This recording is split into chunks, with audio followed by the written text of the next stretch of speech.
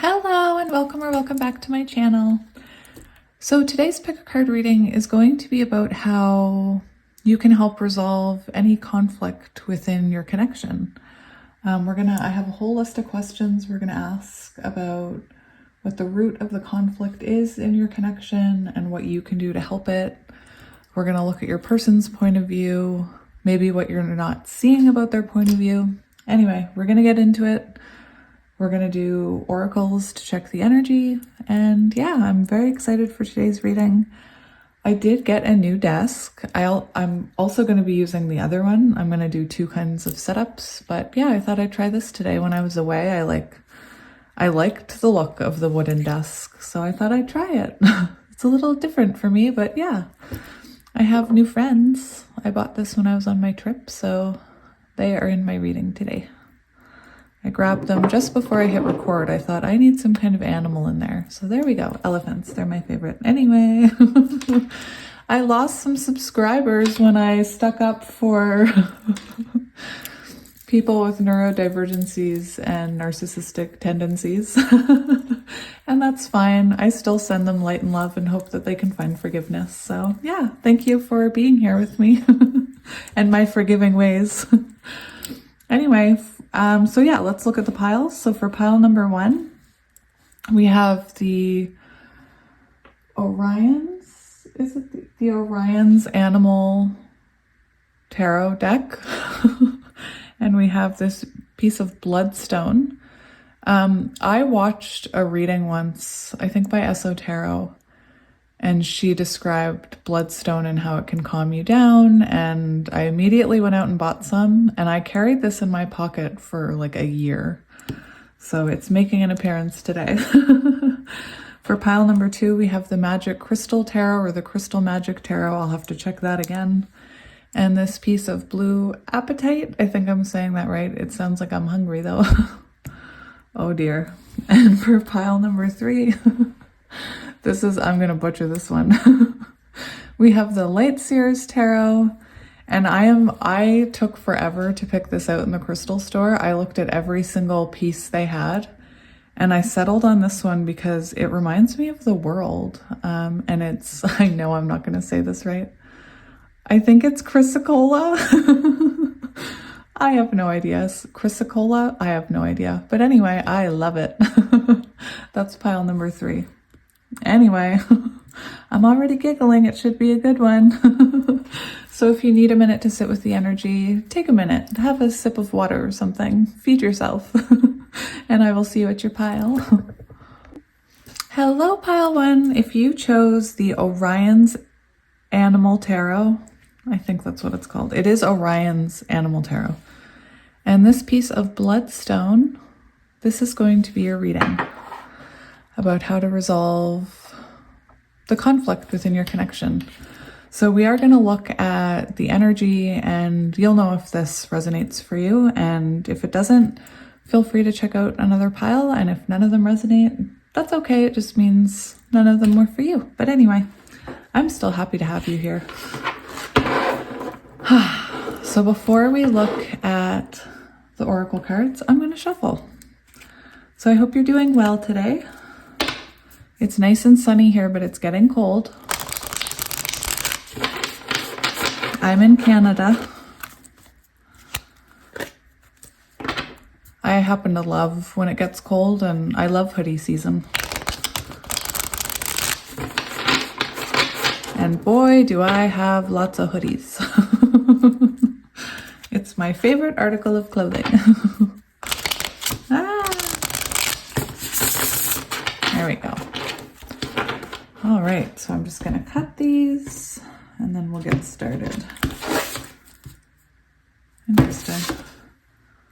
Interesting. We have the sun on the bottom, and the other card that was on the bottom when we started was the Queen of Swords. So right away I'm getting, you could be dealing with a divine masculine, or if you don't resonate with counterparts or twin flames, you just could be dealing with someone in masculine energy with the sun. That's Leo energy. Right away, I'm hearing that you possibly could have cut them off in the past with that Queen of Swords energy. You might have had to stand in your power and not put up with bad behavior, and possibly you tried to move on. So yeah, let's look at the oracles. So I'm doing it as the viewer's energy and their person's energy and then the connecting energy, but feel free to reverse it if you're resonating with a different side. So for your person, we have air, so Gemini, Libra, Aquarius, and we have hummingbird. And for you, we have starfish, which is water energy. And that's Cancer, Scorpio, Pisces. Oh dear. I'm hearing you guys might come from different worlds with the water and air. I keep wanting to, like the Little Mermaid, 2 different worlds. Anyway. For the connecting energy, beautiful, we have the 8 of Pentacles. So to me, this represents that this is a connection that you've been working on for a while. You maybe put a lot of work into it before embodying that Queen of Swords energy, if that's what happened. And I feel like possibly the hummingbird person is awakening to, or starting to see the potential and maybe start to put energy into this. And you're finally seeing the rewards. The 8 of Pentacles can sometimes, this is earth energy. So I feel like this connection is trying to ground itself. It's trying to take root. The 8 of Pentacles can talk about the choosing of a difficult relationship, choosing to work on it, especially if you resonate with counterparts. It's that choice that it's going to be hard work. You've been through a lot already, but you know that it's what you want. You know that you'll see, long-term growth. Beautiful. So it's about choosing. I feel like, choosing to work on this together. This can also represent, you could both be working on yourselves as well, but I'm getting the more connecting energy with the 8 of Pentacles between the 2 of you. Again, this connection's trying to ground. It's interesting because we have water and air, and then this is trying to ground. So maybe you guys have been coming from different places or different mindsets, different levels of healing. There's something about that. And it's like water and air trying to come together to ground. It's beautiful to take root. We have Jackal, Truth, 44, and 44 equals 8. And with 8, I think about, first of all, I think about the Strength card, and I think about a connection that really tests you, really makes you look within at your own shadows. It makes me think if you resonate with divine counterparts, it makes me think of that strength bond, that unbreakable bond that counterparts share. If you're not familiar with what counterparts are, sometimes we call them twin flames. It's a really intense connection, one that's meant to spiritually awaken you, heal childhood wounds, trigger you, test you. It's like a roller coaster. But anyway, this 8s are also about disillusion of self. And with that, and then we get to 9, where evolution. So for some of you with that, when I saw the Queen of Swords and the Sun, divine masculine, I feel for some of you, you had to stand in your authentic truth. You had to stand in your power and not put up with something here, want better. Perhaps you went on to grow by yourself, and that, I feel, attracted your person back in. This is also, to me, very mirroring. It's 4-4, and we have the 2 jackals facing opposite directions. So like I said, maybe you guys are very different. Maybe you come from, maybe one of you has kids, maybe one of you doesn't. Maybe one of you barely speaks the other language. I don't know. Distance could be a factor. Yeah, I do feel like this is a connection that broke you both down to build you back up, kind of thing. And, you know, today we're looking at what you can do to help this connection. So yeah, we have new beginnings, 10. So Wheel of Fortune, this could be a new cycle starting between you guys. We have a new beginning here. Again, this connection is trying to ground. That's beautiful. All right, so we have, you know, I kind of get fire vibes with that jackal. So we have, you know, we have everybody here. We have water, air, earth, and fire. Very beautiful. All right, so before we get too far in, I do want to get some tarot cards and ask some questions so that all of these make sense. Based on what I've seen so far with Queen of Swords and the Sun, again, I do believe that you, the starfish, probably had to protect yourself, and then you started working on yourself. You started radiating spiritual energy. You started radiating light. And I feel like energetically and, you know, physically, of course, you became very alluring to this person. And that's why we see this person, you know, awaken like a hummingbird here and focused over here on you. And, you know, you're just kind of chilling there in your beautiful energy. But yeah, I've already shuffled, so we can get right into questions. Yay! So we're going to look at the main root of the conflict here. So we'll see how this resonates, because this is going to get very specific. So I'm curious who it resonates with, because again, we're getting very specific here. So deep breath. I don't know. Maybe your person's nervous. I don't know. I feel like a nervousness. I keep feeling like I have to take a deep breath. Perhaps your person thought that they lost you at one point. Perhaps you thought you lost them. I just keep, you know, deep breath, like it's going to be okay. And plus I see that hummingbird there, you know, symbol of hope. Anyway, if I had $1 for every time I said anyway, I'd be rich. And you know what? My son says anyway all the time. When I'm talking to him, he'll go anyway. It's like, oh, I wish I hadn't taught you that, little buddy. So yeah, what is the main root of the conflict here? What is the main root of the conflict? Very interesting. We have 8-8. We have the Page of Wands. So this person could have been, you know, the energy I get with this is fire energy. I feel like the conflict here was, I don't think this connection ever became anything. I think there was attraction. I think there was, you know, there even could have been a relationship, but a situationship, okay? I'm getting situationship vibes. I don't think it ever grew into a new beginning, that Fool energy. This is like the mini Fool, the Page of Wands, but it's like a spark. It's like a spark, and there's a situationship, and then things go wrong and it comes apart, and you guys, you know, it never grows into anything. So I feel like maybe for some of you, commitment, you wanted commitment, or you wanted, you know, maybe you wanted more from this person and they couldn't give it to you. Or maybe they didn't know how much you meant to them. We have 6 of Swords on the bottom. So for some of you with that 6 of Swords energy on the bottom, I feel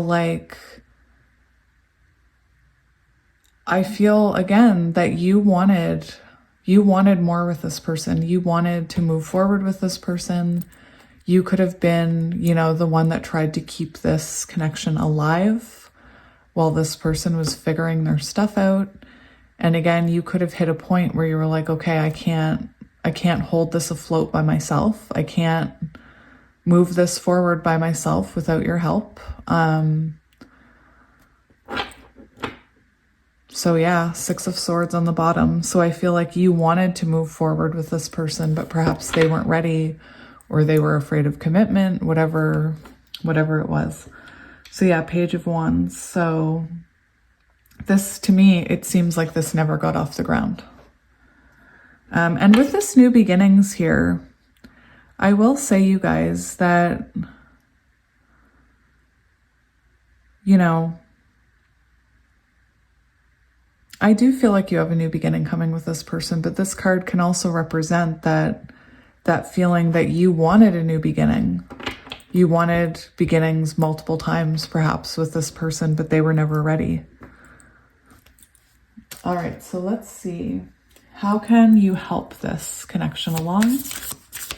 How can you help this conflict? How can you help this conflict?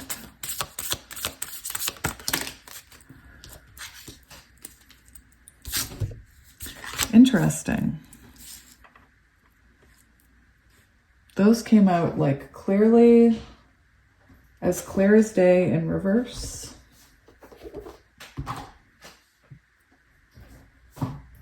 I need 1 second. Sorry about that. Because I'm across the room, I realized I didn't have my main book that I use, so I had to go get it. And then I noticed that these needed a little bit of straightening. Anyway, so how you can help this connection along. This is very interesting energy. These cards came out like hardcore reverse. They came out and they did a spin, both in reverse. On the bottom, we have the Chariot. So Spirit's saying, how can you help this connection keep going? I feel like some of you are already in low contact with this person, possibly trying to work on things. Or this could be, you know, a near future energy that we're seeing here. You'll know if it resonates. But there's a very clear message about how you can help this connection move along. I feel like for a lot of you, you did have to stand in Queen of Swords energy. And right now, the best way to help this connection is to be patient and embody Queen of Cups energy, but not overgive, you know, fill your own cup up first, but still be patient with this person, still be there for this person. I'm also hearing Empress vibes, like be nurturing, be patient. And, you know, I know some of you, if this person hurt you, that's hard for you to hear. But it's what, especially if you're dealing with a masculine or a divine masculine counterpart, they do need some help when you're trying to have this new beginning. They need patience. You both need patience for each other because nobody's perfect.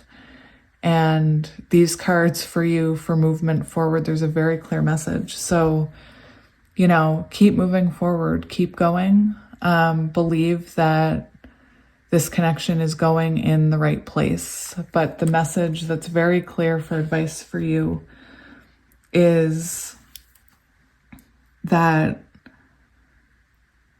to keep things light right now, to avoid conflict with this person, avoid getting into arguments, avoid getting into that back and forth nitty gritty, you know, fighting energy.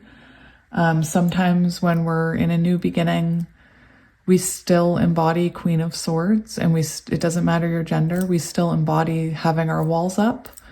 We're still trying to keep ourselves safe. And I'm not telling you not to keep yourself safe.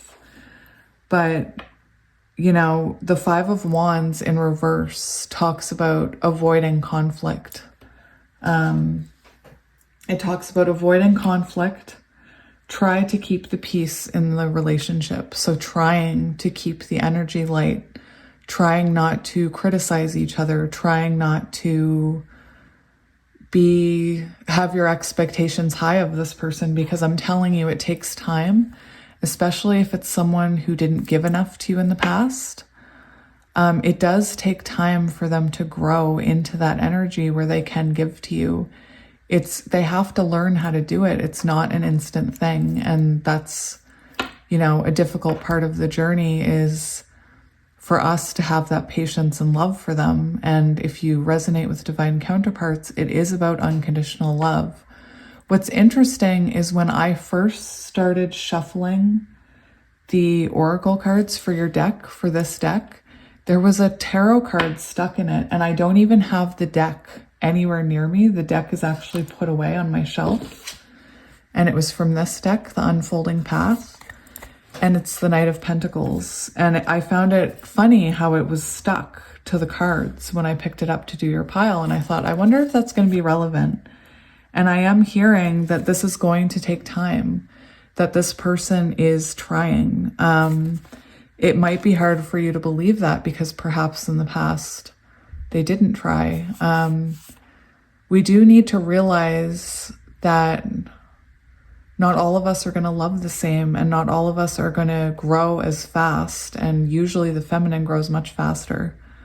And it does take the masculine time, and they need patience. And this Knight of Pentacles is very symbolic of a very slow moving connection, slow coming back, slow forward movement, but it's because it's a stable energy. This person wants it to work this time.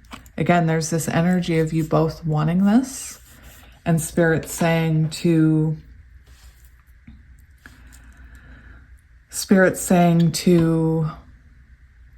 you know, try and keep the peace here. Try and remember, if you have had a separation, how long you've waited to share energy with this person again. And I'm telling you, it's so easy to fall back into that, well, you did this and I did this, and it's like the blame game. And to be honest, I find that if I do that, the person starts doing that as well. So,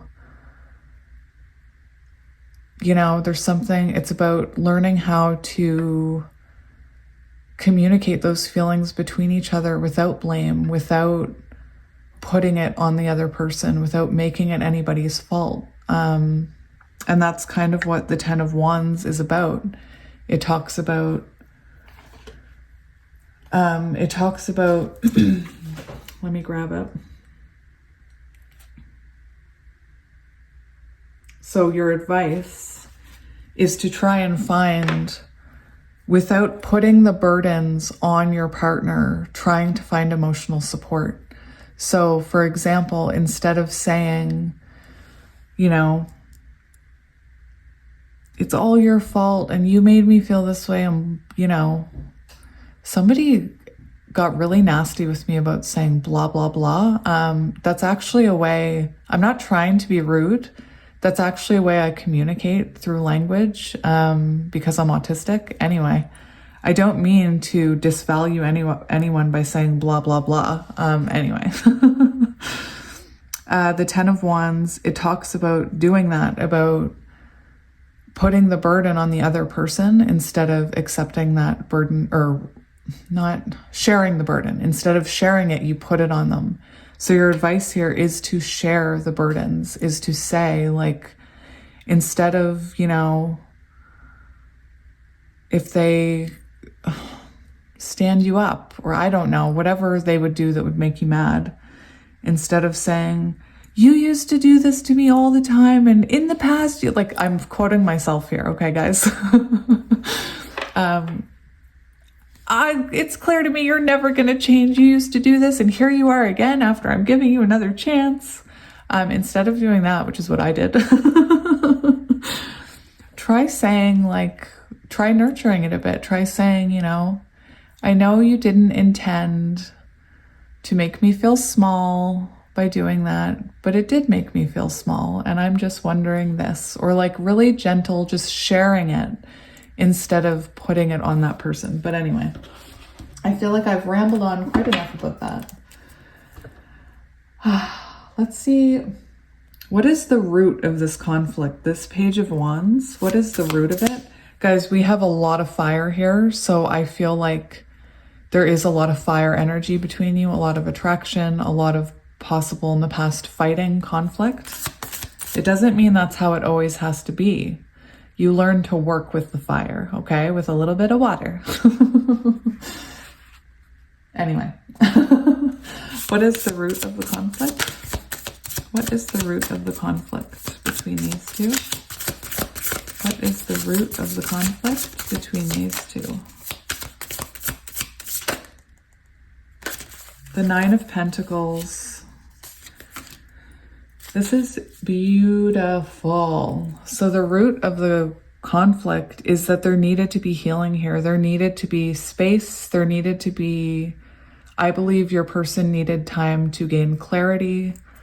Perhaps in the past, you know, with all that fire energy, you guys could have been trying to like make it work, make it work, make it work. And it was just like fight, fight, fight, fight, fight. And you were both fighting for the same thing, yet pushing each other away.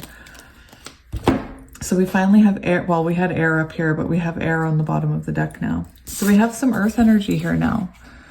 So the root of this conflict to me was that you guys weren't developed enough. You hadn't grown enough. Not you specifically, both of you. I feel like you both had to evolve. The starfish it's a very alluring energy. And that's what I said when you were shining or radiating your energetic light. I was hearing 9 of Pentacles, like you worked on yourself, stood in your power possibly. I don't know. That's just what I'm hearing. And when you did that, you did embody 9 of Pentacles energy and you started working on yourself. 9s are about evolution of self, and 9 of Pentacles is about working on your own abundance, focusing on yourself, being single. So there's a couple of different messages I'm getting here for this. For some of you, the root was that you both hadn't worked on yourself enough. Possibly one of you had a struggling career. I feel like both of you had shadows that you needed to work on. I feel like your person needed to do a lot of self-work on themselves, a lot of soul searching. Kind of the way I put the jackal truth over on this side. I didn't mean to, but now I'm getting a message that your person, you know, could have hid behind their ego, hid behind this mask for quite some time, not admitting there was anything wrong with them, where I feel like you were more open to going within and seeing how you could change and work on yourself. And I just feel like your person was slower to do that with this, with the earth energy, with the Knight of Pentacles, and with this card. It was like, I feel like maybe they struggled to look within themselves at their shadows, and they needed to lose you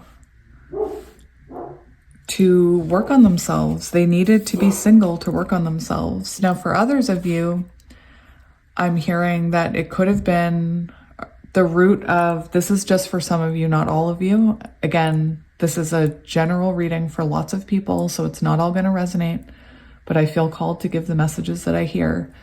And for some of you, I feel like this connection, the root of the problem was it never turned into anything. It never grew into a fire. It was just like a little spark.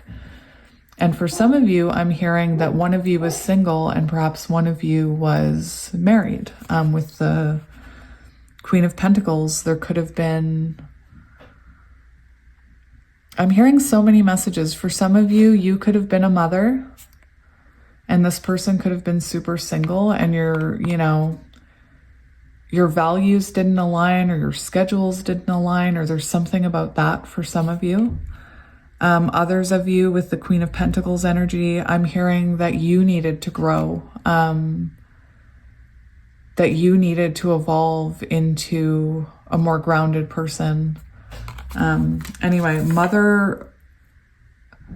motherhood for some of you, or being a mom, could be significant in this. Perhaps you have a child and that intimidated them because they don't have children, and they don't, maybe they're not good with children, or they're afraid of children. Like I used to be, I've always been good with kids, and like I was a babysitter and nanny. But when I became pregnant, I was terrified of children. I was afraid that all children were going to hate me, because I was trying to grow a child within me that I was hoping would like me. And I remember people would be like, "Here, hold my baby," when I was pregnant. And I'd be like, "No, I don't want to hold your baby." So maybe this person, is intimidated by the fact that you're a mother, or intimidated by the fact that maybe you're a single mom. Take it as it resonates. I do think that evolution of self is a huge thing, that there needed to be growth here. There needed to be shadow work done. There needed to be you working on yourself, your person working on themselves. I will say, I'm hearing that you are a catalyst in this person's journey. I do believe this person wore masks and held things in and maybe didn't take accountability all the time. And there's something about you, again, you're radiating this energy that is like nectar to this person. It's beautiful how they're drawn to your energy. And I feel like, when I talk about people with narcissistic tendencies, especially in counterpart relationships, how it's that beautiful energy that really it's like a beaming light for the person who needs healing. And other people in the past could have said to them, you do this, you do that. And they're like, whatever, I don't believe you, get out of my life. But with you, it's like they're constantly thinking about you. They're constantly drawn to your energy. If you think about this person a lot, it's because they're thinking about you. Very beautiful energy. All right, let's keep going because, oh my gosh, we're only on the third question, guys. Geez, I talk a lot. What can you do to help resolve the root of this conflict? What can you do to help resolve the root of this conflict? We have the Hermit and the World. Beautiful. So we have Virgo energy and we have the World. So what you can do to help this energy is, I feel like I'm going to get out my book just for confirmation, but the message that I'm hearing is to really reflect on this connection, to reflect on how much you've grown, to look at how much that other person has grown.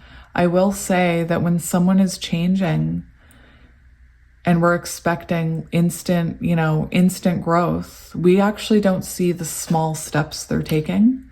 So I do hear a message of, going within Hermit energy and reflecting upon the whole journey, not just how your person is acting right now, but reflecting back over how they were, think back to the very first time you had a conflict. Do they behave better now? Have they learned some lessons? Have they improved some things about themselves? Because I bet you they have. And it's hard to see that when we're in it. But, a year later, we can look back and see, well, yeah, this person has made a lot of changes. So there is a lot about going within. Hermit is Virgo energy.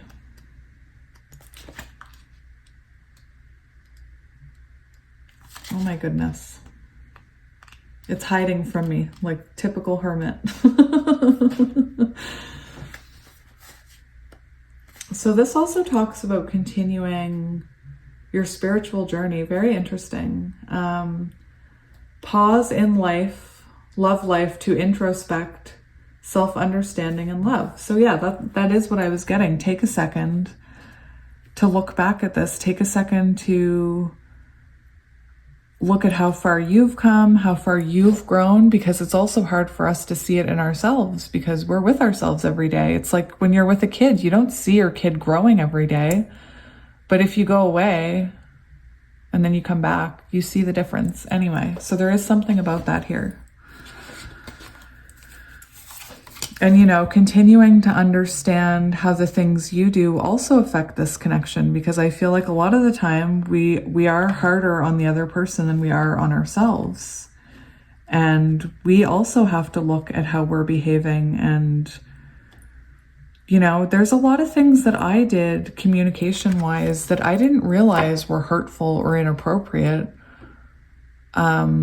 Because I learned it from my parents. I thought that was a way to get a response out of someone because that's the way I was taught. And through my connection, I've learned to communicate in healthier ways and to have patience for other people. Anyway. There's also an energy here with the World for how you can help the root of this problem.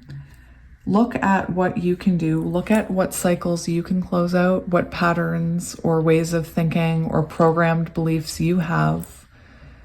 One thing that I sometimes talk about in my personal readings is we have all these expectations of how love should be and when things should happen. And if you love me, we should be living together and we should be getting married and you should leave that person. And the problem is that we were programmed to think that way, and energetically, that's not how life works. People need to be ready to do things, and they need to go through, oh my gosh, the Amazon Prime man just drove by. We all need to go through certain levels of healing before spirit will open doors or windows for us. It's, we can't just expect things to happen instantly. And again, I'm talking a lot to myself here because I am a person who wanted instant gratification. I wanted instant fixes, instant improvement. And that was, I was expecting too much in that way. Anyway, I got excited when I saw the Amazon man because, I have some cards coming that of course I want to share with you. You guys are the ones I want to share them with. Anyway. Oh, this is a good one. What do you not see about their point of view? Okay, let's see. What are you not seeing about their point of view?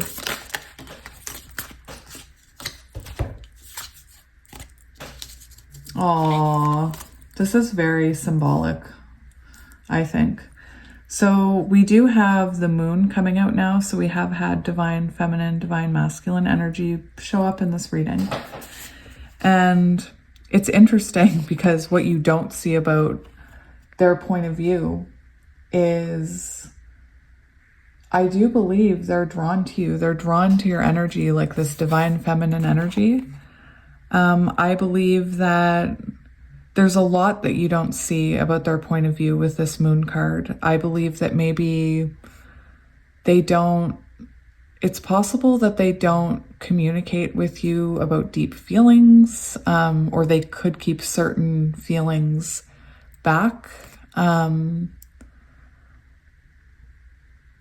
feel like this person is listening to their intuition, and that's why you're working on things. That's why you found your way back to each other, if that's how you're relating to this message, or you will find your way back to each other. The Page of Swords is also, it's interesting because I was talking about how this person needed patience, not Payson needed person. Anyway, this person needed patience, and the Page of Swords is about a student. It's about someone who's trying. They are trying, and maybe you don't see their efforts with this moon card. They could also be going through a lot in their own life that you don't know about. But anyway, I also don't feel like they tried to keep secrets from you, if that's how you feel. I feel like it's about there's something here about their communication being a factor. But anyway, Page of Swords, it is about communication. It's about learning. And I was talking about learning how to communicate with each other effectively, learning how to share feelings without blaming. And, this is, I think of my panda deck with the Page of Swords, especially for this energy. He's a cute little panda who's got all of his books and he's got his glasses on and he's like, I'm trying. So I do feel like your person is trying as best as they can for the level of healing that they're at.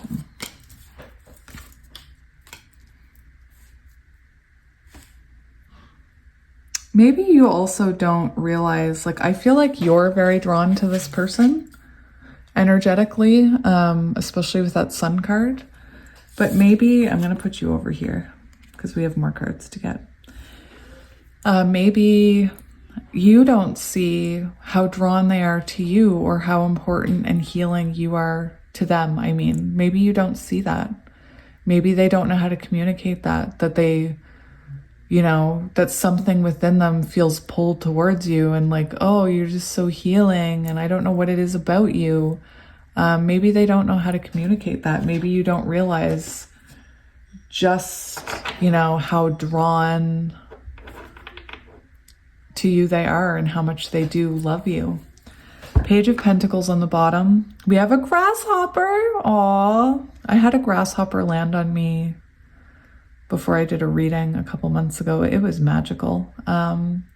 This is very sweet to me because this is coming up under what you don't see about their point of view. We have another page here. So again, I'm getting this energy of I'm trying, but the page is the youngest in the deck. This person is trying though. And the Page of Pentacles, it is about healing. There's healing happening here. It's about an offer or a beginning an effort that takes root. Oftentimes when this card comes out, I think of people who are trying to heal childhood wounds, or they're making a big effort towards a new chapter. So very beautiful. You may not see that though. Again, sometimes our ego, we forget that we have an ego, and our ego is saying they're not doing enough. But if we just open up our hearts and look at the bigger picture, and we go within the Hermit and try and see the little things that they're doing. Anyway. What is your role in this conflict? What is your role in this conflict?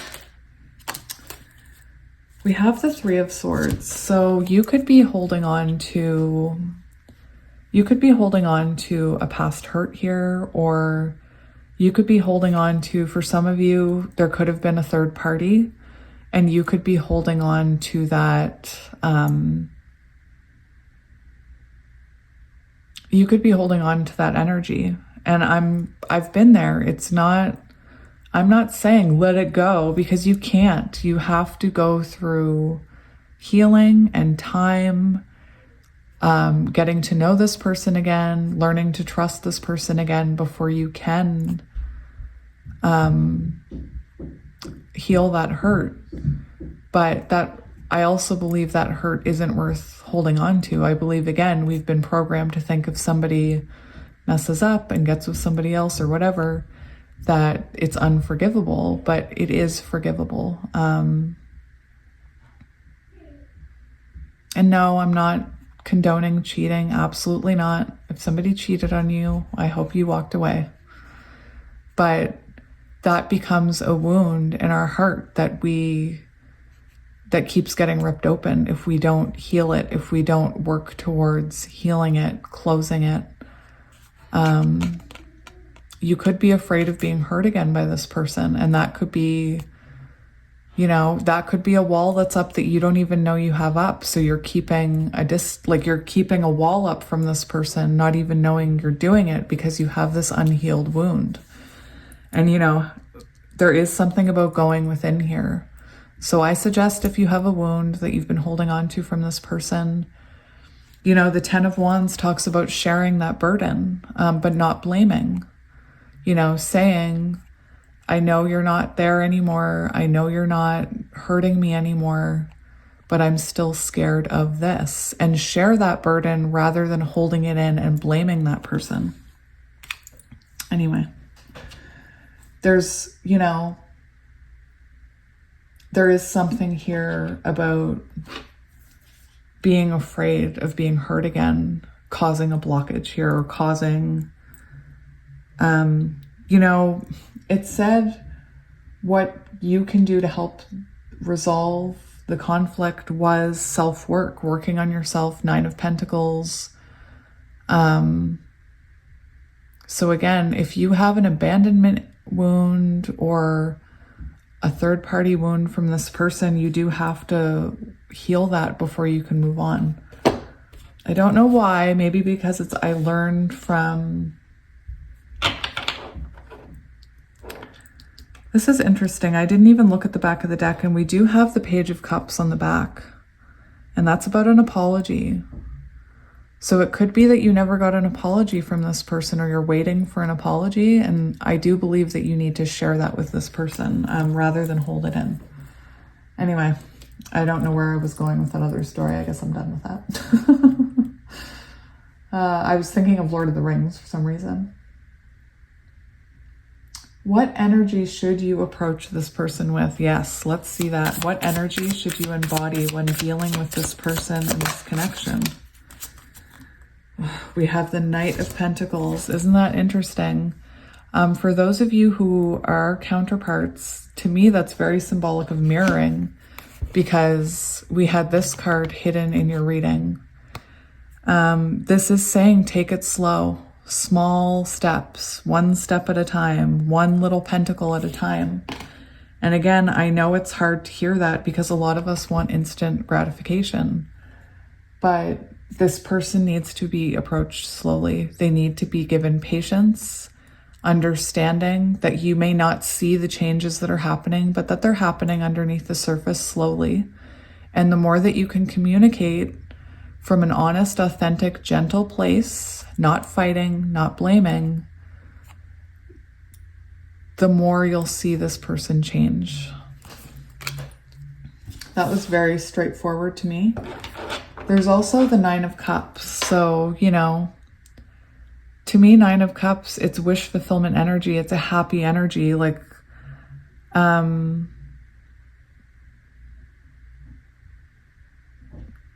to me, it means approach them with a light energy. Approach them. I feel like, I don't want to say it, but I see a dog here. Like, oh, approach them like they're a dog. I get it. Not like you're a dog. I'm hearing it now, Spirit. Thank you. I heard something very clearly right there that, you know, approach them as you would your dog. This is so funny. I'm not meaning to insult anybody or dehumanize anyone. Dogs are awesome anyway. But do you know, maybe you don't know this, but I know this because I've always had dogs. There's a message here about, you know, do you know when a dog makes a mistake and then you don't realize it until like 5 hours later? If you go and scold them 5 hours later, they actually don't know why you're scolding them. They think you're just being mean because they don't actually remember the act that far, you know. Anyway, the message I'm hearing is like, again,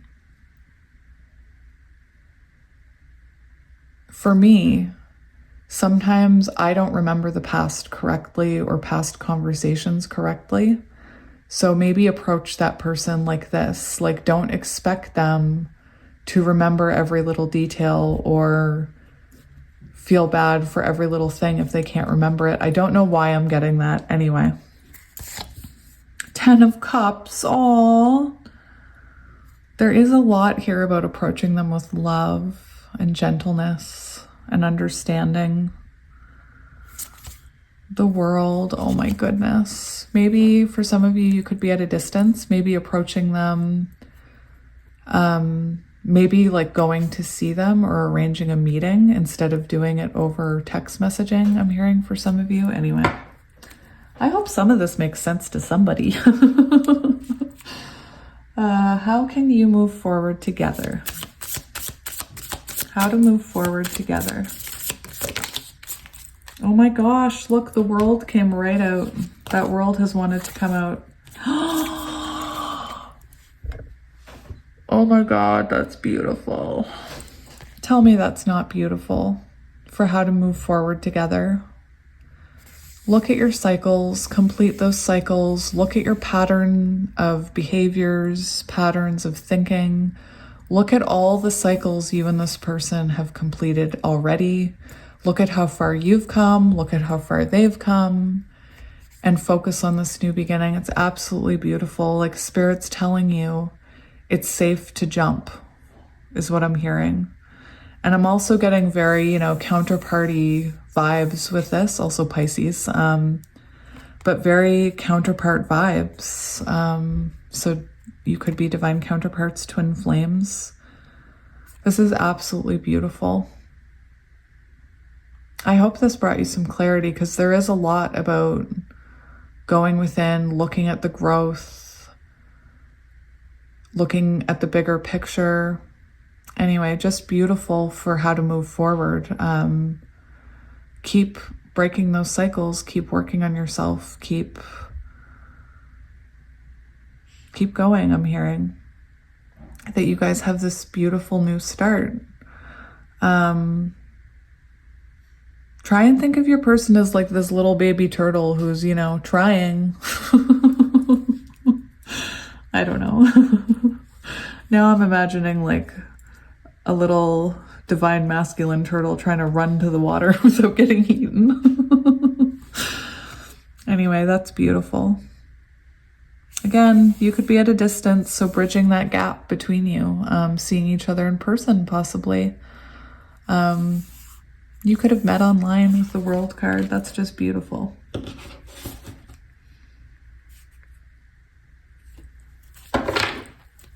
On the bottom of the deck, we do have the King of Cups.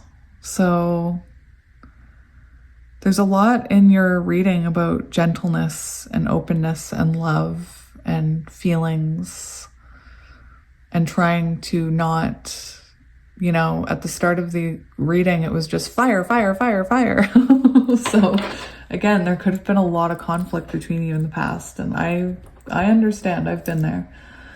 So my beautiful pile one, I'm going to leave it there because I feel like I've rambled on for a really long time. I hope some of that resonated because sometimes I feel like I'm just saying random things. But anyway, very beautiful. You know what I might do before I leave you? I might read you this new beginning.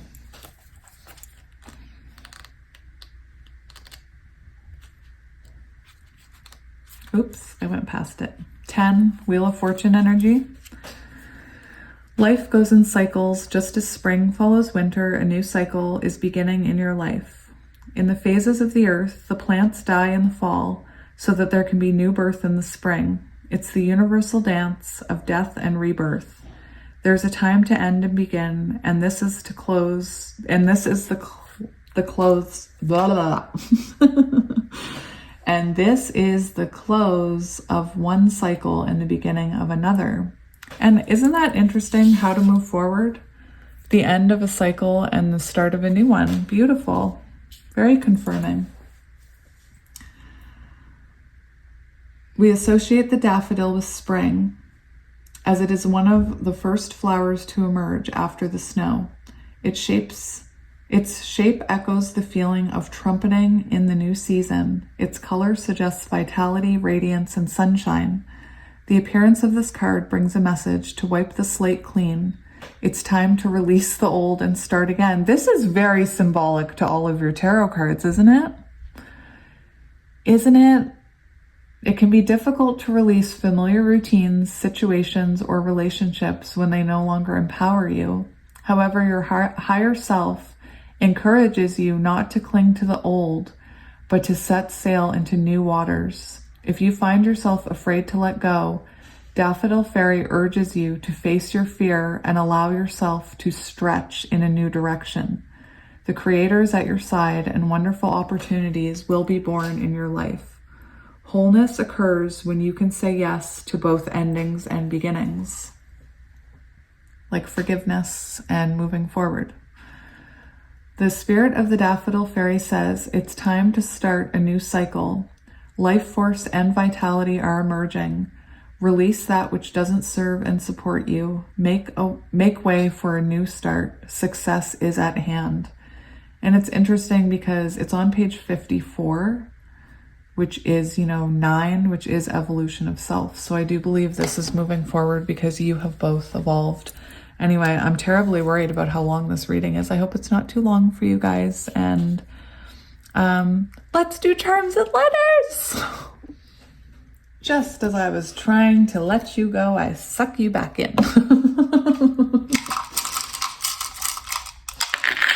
I got so used to not having charms and letters, I guess. All right, we have V. Let me see, get nice and close. V, G, Z, D, U, V, C, P, J, X, E, K, Q, King and Queen, M, C, MC Hammer.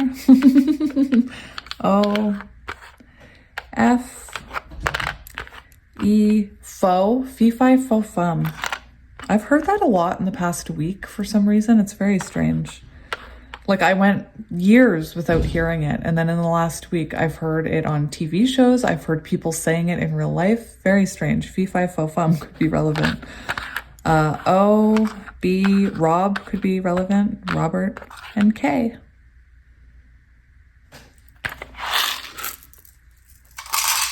And let's get charmed. I'm just gonna do that. I don't like to shake them because it gets really loud.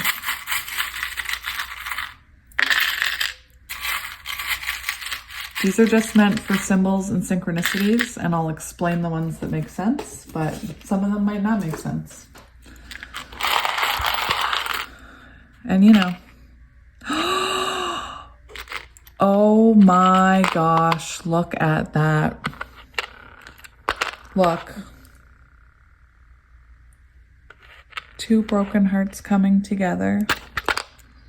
We have an octopus. That's interesting because sometimes the octopus can, you know, represent working on things. It can, I see it sometimes on like 8 of Pentacles, or there's like, you know, because of all the arms. Very interesting.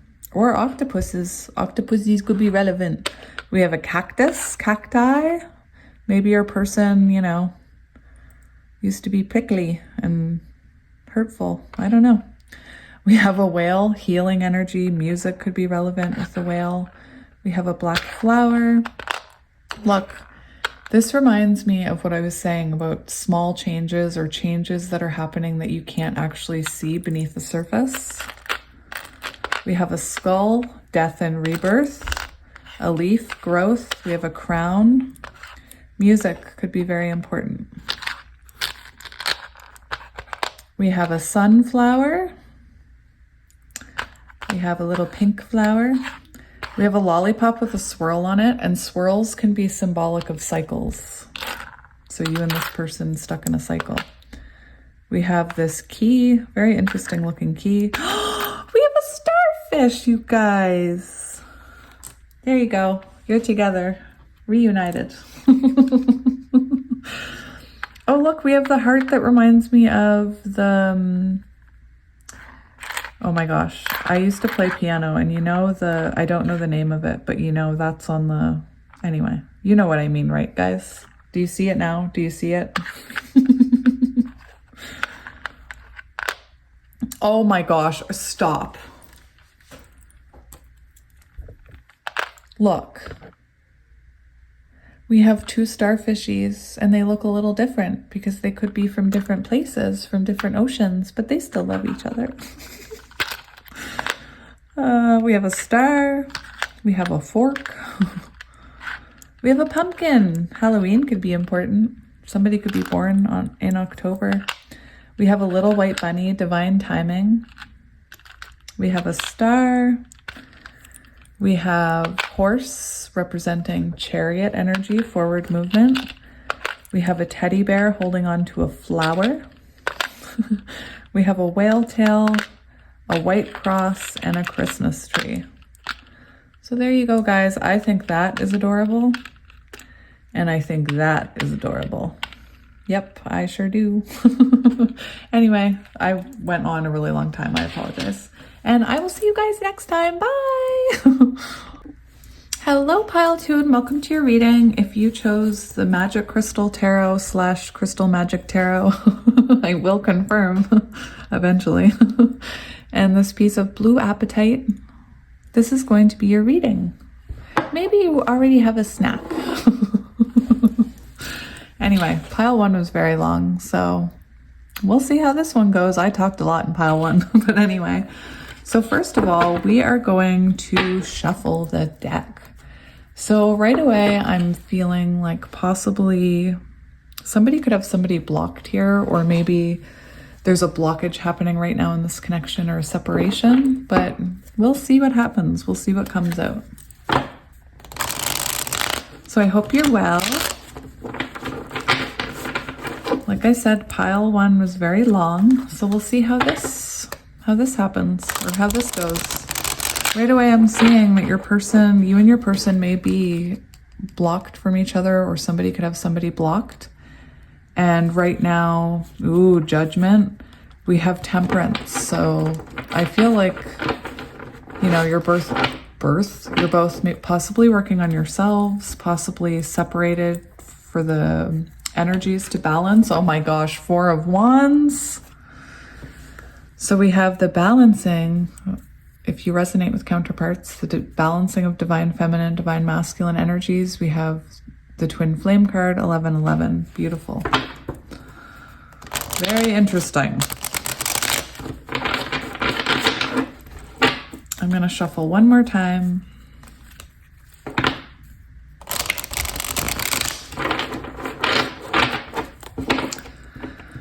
So, just like pile one, we have the Queen of Swords on the bottom right now.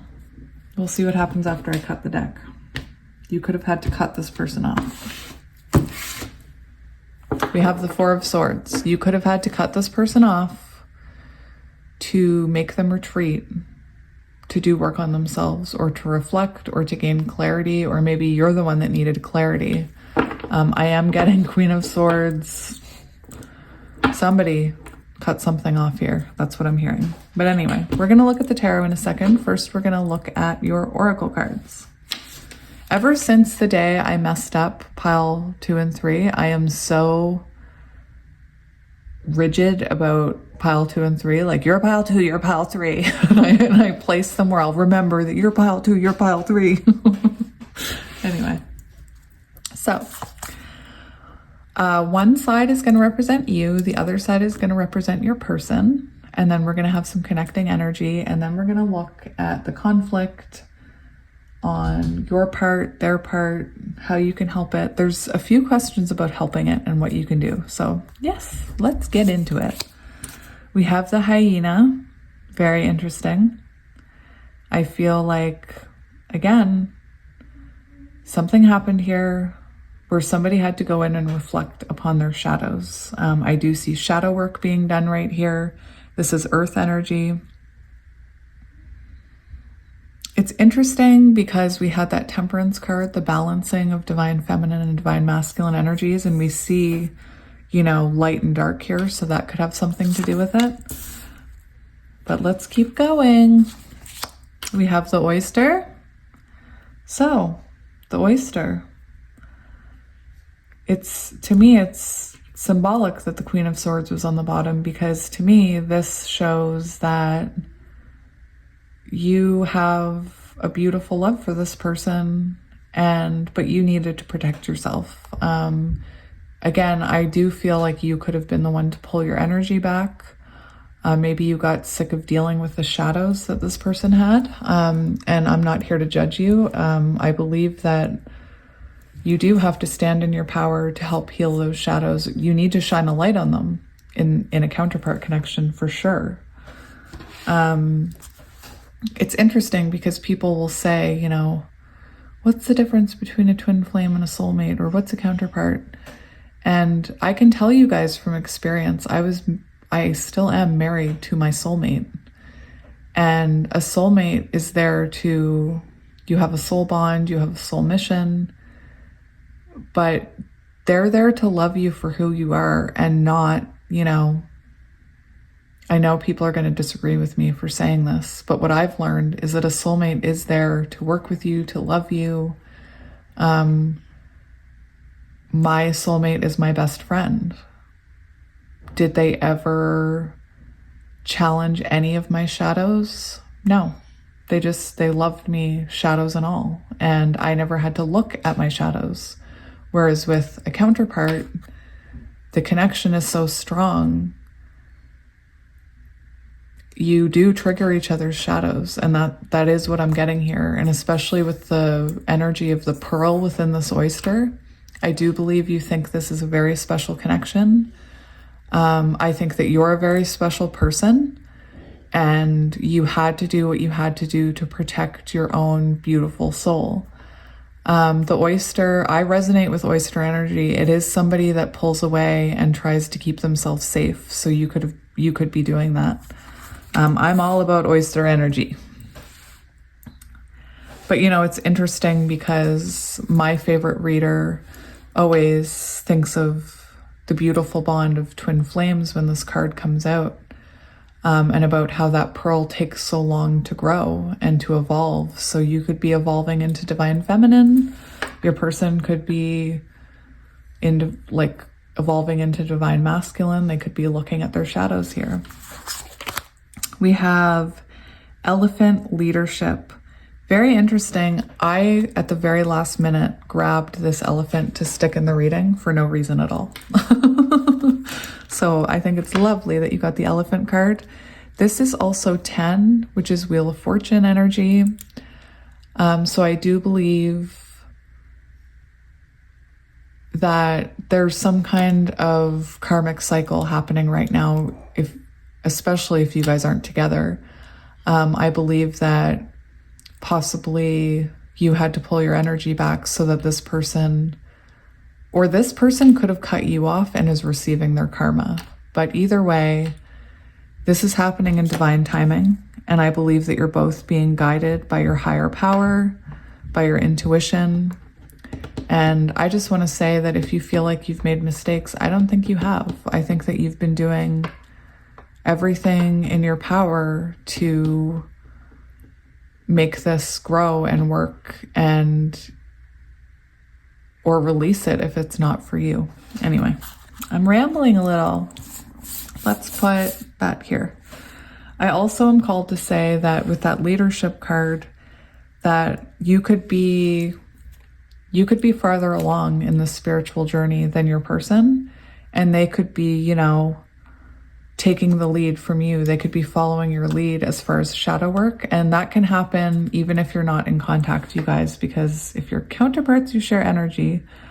But anyway, the connecting energy between the two of you, which is what I meant to take out next, is Wheel of Fortune. So it's very interesting that we had that come out because that is Wheel of Fortune energy. So you have the Wheel of Fortune twice, confirming that whatever's happening is happening in divine timing. Again, I believe your person could be going through a dark night of the soul or doing shadow work or looking within here. It's interesting because I feel like right now you're both working on yourselves, but energetically, you know, you're pulled back, possibly working on yourself here.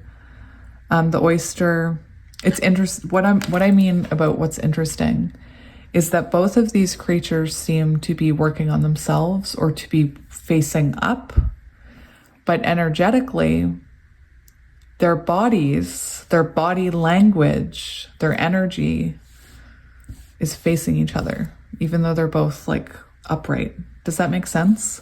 So we see the bottom, this is where the pearl would be. Energetically, body language, it's going this way. This hyena is looking straight at the camera, staring us down. But energetically, his body language is leaning towards the oyster, if that makes sense. Oh my gosh, we have transmutation. This equals 11. So, you know, I am getting very heavy soul contract counterpart rising from the ashes, evolving into your higher selves energy.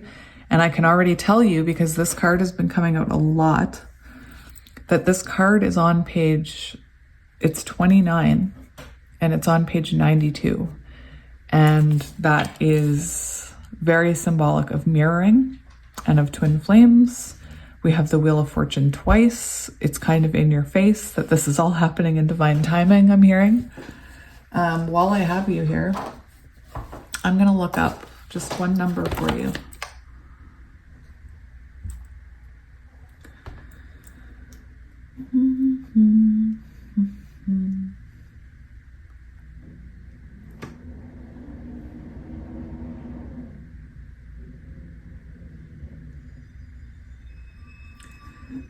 The appearance of angel number 2992 symbolizes that your very first twin flame union is near at hand.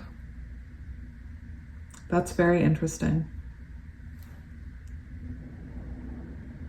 It can also be a powerful reminder to love yourself first, which is what I get with this oyster energy. It's about focusing on yourself. Very interesting energy. So you could have had a small encounter with this person in the past, and maybe it was like you went into separation really quickly. That is symbolic of a twin flame union, a first one coming. So maybe you've never been in full union with this person.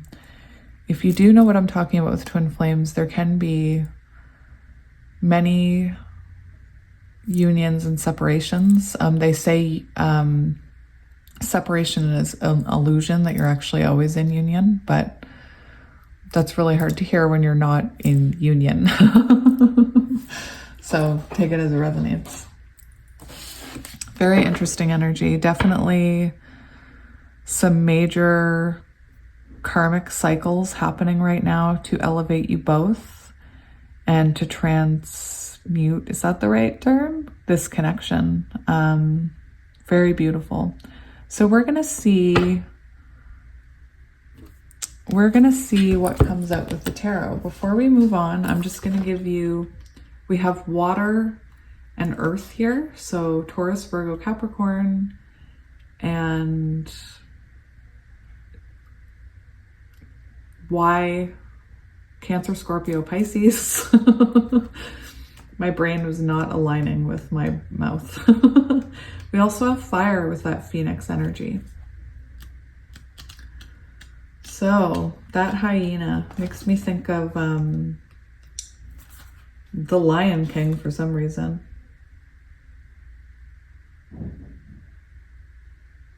Interesting. Your person could struggle with addiction. Your person could use humor as a defense mechanism, I'm hearing. Your person might not take their goals seriously. Maybe that resonates for some of you. Let's see what this oyster's saying. Patient, hiding inner treasures.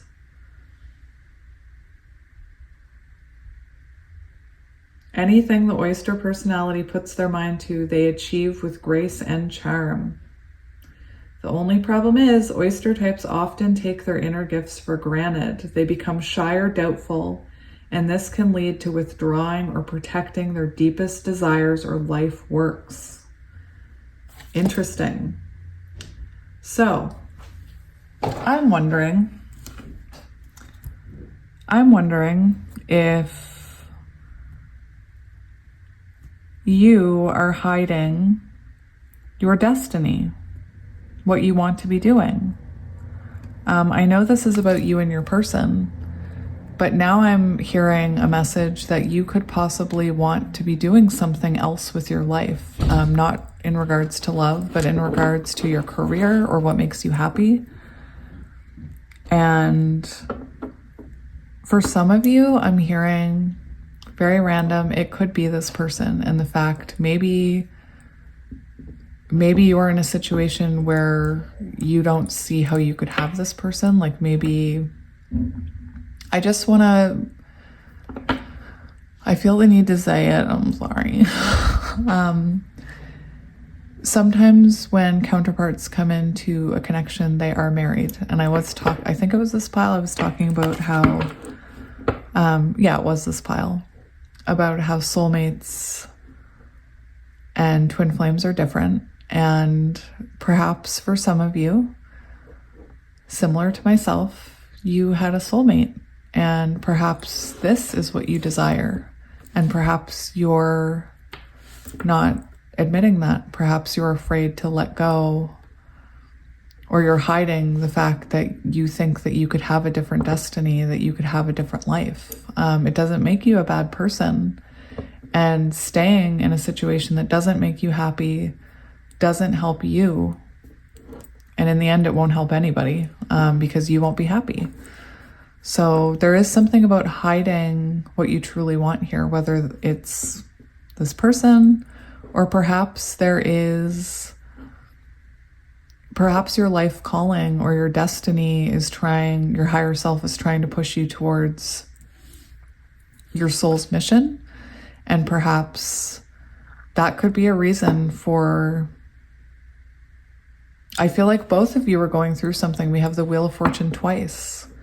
So I feel like your person may be going through karmic lessons, and you could be having to look within at, what does your soul want you to be doing? What are you hiding? What are you saying that you can't do, but really you could do?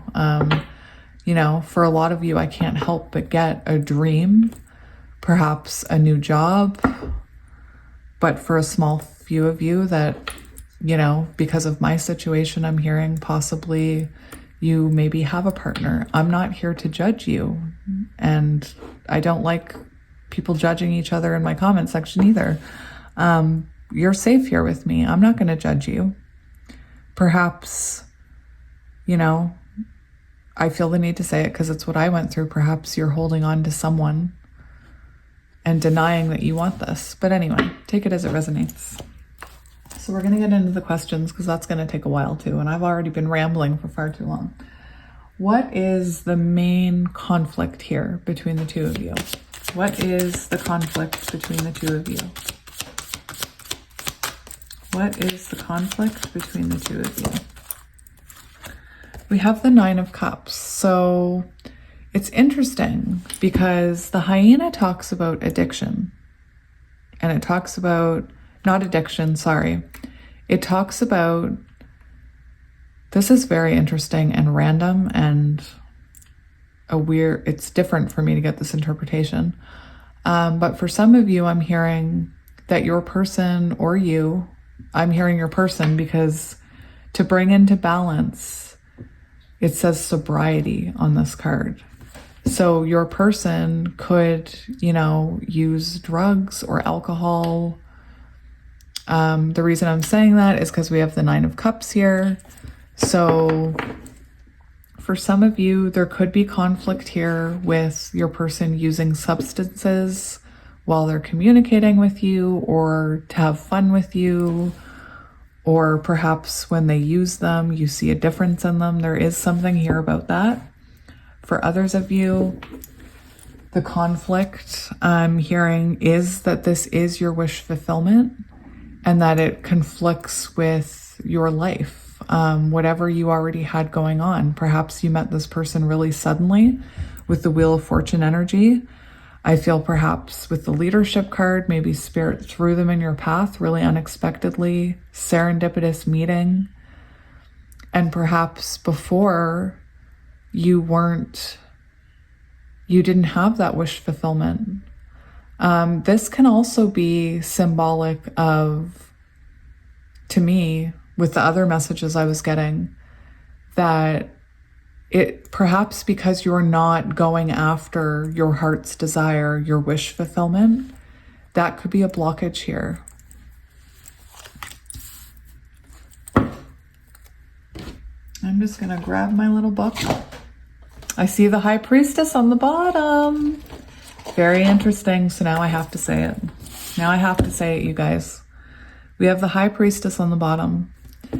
And to me, I'm hearing a very clear message that it could be that you're very intuitive and perhaps you knew what was going on with this person even when they didn't. Like perhaps sometimes they would be using and you'd say, have you been drinking? Even though they felt like they could hide it. Some of you, it could be that you just knew random things about them with this High Priestess card and it possibly freaked them out because, you know, a lot of us do have pretty good intuition, especially when we start getting into spirituality. It's like a muscle. Our intuition grows and grows and grows and becomes stronger. And sometimes when we're spiritual and our person's not, we can read the energy very differently and intuitively. So it's possible that you knew what was going on with this person. I am getting addiction for some of you. I've never had that happen in a reading. I'm a recovering alcoholic. I've been sober for 14 years. I don't really get that kind of message in readings. But I keep hearing that maybe they were hiding substance abuse from you. And again, I don't know who that's going to resonate with, because that's a pretty random message. But the High Priestess can be about not seeing things. So, and the Nine of Cups can talk about drinking and indulgence. And the Hyena, to bring into balance, talks about sobriety. So that's, I am getting that energy here for some of you. Now, Nine of Cups. Interesting. So yeah, for some of you, I'm getting the addiction. For some of you, I'm getting, perhaps you were in a connection with this person and, you were working on yourself, helping this person see their shadows, but there's still something that you are not doing. There's still some kind of wheel of destiny that you're not engaging with. So again, I feel like you're denying some kind of wish fulfillment is a conflict here. And it might not be between you and your person. I will say that in my counterpart journey, anytime my person came back in, I was like, I just drop all the tarot I was doing, and I'd stop reading my cards, and I'd stop watching readings, and I'd stop listening to healing music and doing meditation. So with that High Priestess showing up and the wish fulfillment card, there could be something that you're supposed to, your mission, your soul mission, finding out your soul mission. Now, those are random messages. The main message here is I feel like somebody didn't appreciate this. I feel like you are, you are a beautiful soul. You have that pearl within you. You could be I'm hearing pearl of wisdom. You could be very wise. You could be older than this person. I don't know. But, the Nine of Cups talks about, we're looking at conflict, and the Nine of Cups in terms of conflict talks about not being able to have a deep connection with someone, not being able to, especially if there's substances involved. It's hard to have that true deep connection with someone who's not sober. But it also talks about there needing to be inner work done. And I feel like you're really good at doing inner work, and possibly with that pearl energy, you didn't feel appreciated in this connection, or you didn't feel seen. And whatever happened between the two of you has resulted in this person, looking at their shadows. There's also an energy that there could have been a lack of positivity here. So for some of you who were in another connection, or if your person was, there could have been that mentality like, well, they'll never leave their partner, and they'll never leave this, and this will never happen. Lack of positivity could have been a factor here.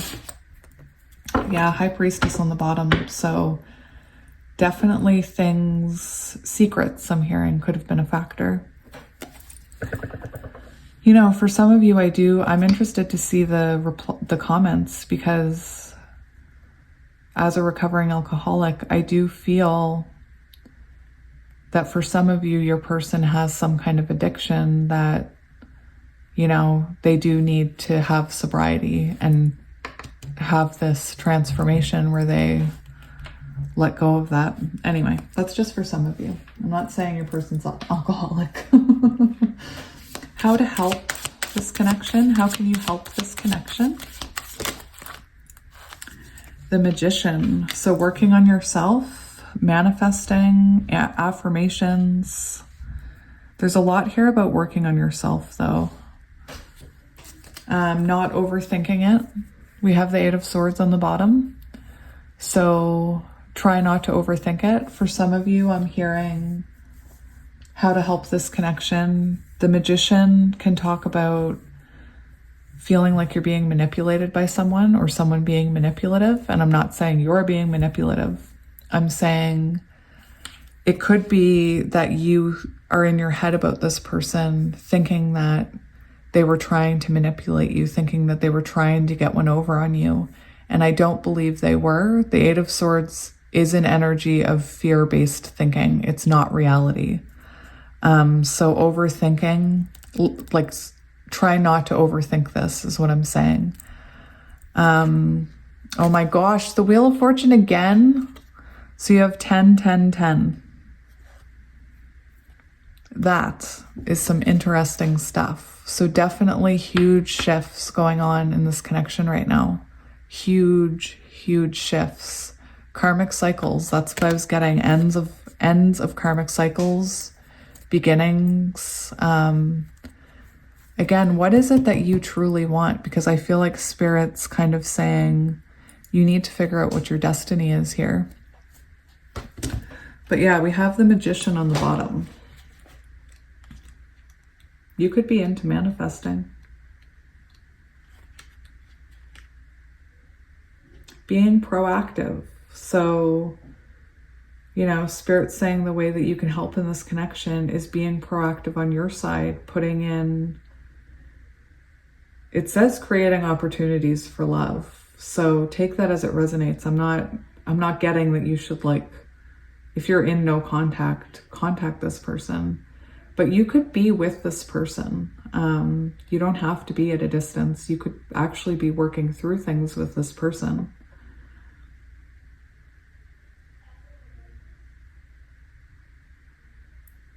Create your inner world and the outer world will follow. That is your advice here for how to help this connection. Work on yourself, work on your balance, work on all of your elements, on your emotions, on your pentacles, you know. Embody that Nine of Pentacles energy where you're working on yourself. And yeah, it talks about being proactive.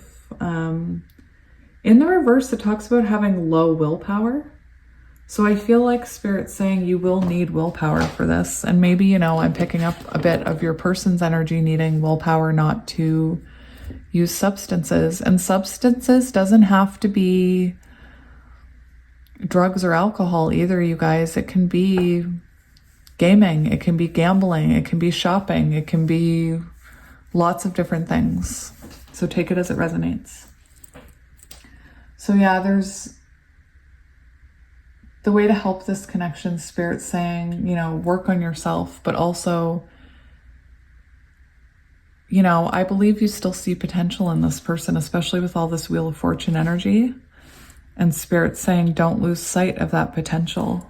Very interesting energy. And, you know, not to overthink this, not to, it's interesting. I'm hearing not to isolate yourself from this person either. Like if there's something about you protecting yourself like really hard, and Spirit's saying, you know, you don't need to protect yourself so much. Like a lot of this is fear is what I'm hearing. What is the root of the conflict? Ooh, we have the Knight of Swords. So I feel like your person, this is air energy. I feel like your person shows you their shadows. With this Knight of Swords, I feel like this conflict, that's air energy, Gemini, Libra, Aquarius. The Knight of Swords is, you know, it can be hurtful words. It can be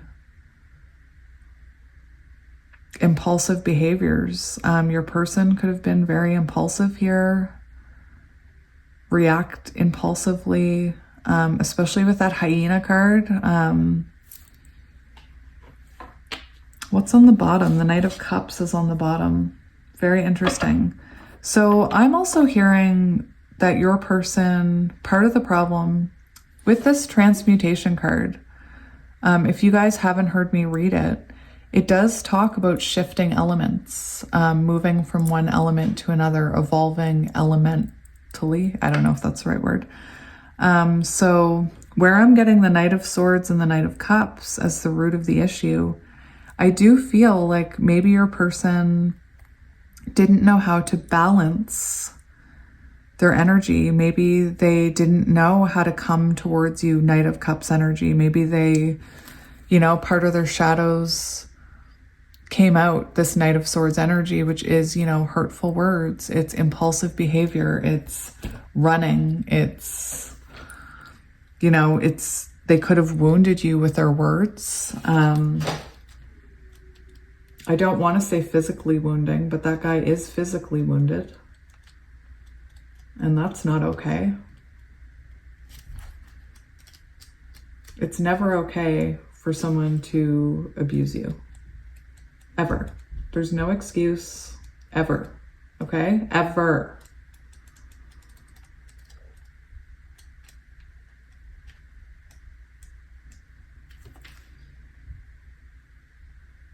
Intense arguments. Yeah, so there could have been a lot of intense arguments. For some of you, I am hearing that they could have drank or done substances, and that could have caused arguments. Like, I've been there. I was an alcoholic. I mean, I still am. I'm a recovering alcoholic. But, you know, it's interesting because I was just talking to my partner this morning about how I'm lucky that he never left me, because I was this Knight of Swords. So your person could have embodied that Knight of Swords, especially when under the influence. But this is, you know, it talks about a very intense energy. So your person could have been in their fire, like very intense, aggressive. They could have been scared about intimacy. I'm just looking at the book here. It's interesting. They could have been afraid of intimacy. We do have the Knight of Cups on the bottom. So they could have a fear of intimacy, a fear of love. We do see this hyena energy that's very, you know, would you approach a hyena in the wild? I wouldn't. So I do feel like maybe this person, you know, lacked intimacy or lacked softness, and maybe they, you know, spewed their aggressive words all over you. I almost said dirty laundry for some reason. I don't know why. It does say bullying and abuse. So again, physical abuse is never okay. And I want you to get help. Please get help. Emotional abuse is not okay either. And I find that my generation grew up thinking that emotional abuse was okay because it wasn't physical. You know, I'm the kid that when asked by psychiatrists, were you beaten as a child? I'd be like, no, because spankings don't count, right? And emotional abuse doesn't count, right? But it does count. Any abuse is not okay. I also could take this abuse energy that I'm feeling as your person could have been abusive towards themselves. They could have abused alcohol, drugs, self-inflicted wounds. I don't want to say that, but that's what I'm getting by that Knight of Swords card. Like they inflicted pain upon themselves. I do feel like your person is very shadowy and needs, you know, it's interesting because the oyster is so patient. Oh my gosh, I've been talking so long. This is what happened in pile 1. It's just so many messages and so much. We're like really getting into conflict here. And it's just, you know, the good news is that I see your person changing. They are in this transformative energy. It's interesting because I intuitively place the cards and I put that on their side before I even looked at what anything meant. So that's very interesting that I put it towards them. It's also facing them. So, you know, I was getting Dark Night of the Soul and ego death, you know, them facing themselves, them facing their true selves, looking within at their demons. This is a very interesting pile. I'm going to be very curious if it makes sense to anyone. What can you do to help resolve the root of the conflict? What can you do to help resolve the root of the conflict? So we have trying to work with this person. We have collaboration. We have working as a team. We do have the Emperor taking action. So, you know, for some of you, I'm hearing understanding that you may be dealing with a divine masculine who's on a healing journey, who's working through all the elements, who's transforming from, you know, a hurt energy into a more loving one, or there's something here about them evolving. For some of you, I'm hearing maybe understanding the fact that they could have issues with their relationship with their father. That could also be a factor here. There's a huge message here with that leadership card that I put over next to you, and the Emperor as how you can help resolve it. Is I almost feel like this person, maybe they didn't have a fatherly figure or a strong one. That's only for some of you. But there is an energy of you leading the way here for them, of you being the leader, of you, you know, especially if you resonate with Divine Feminine, of you leading this healing journey. Just going to have a look at that. Oh, look, I opened right up to the Emperor card. Beautiful.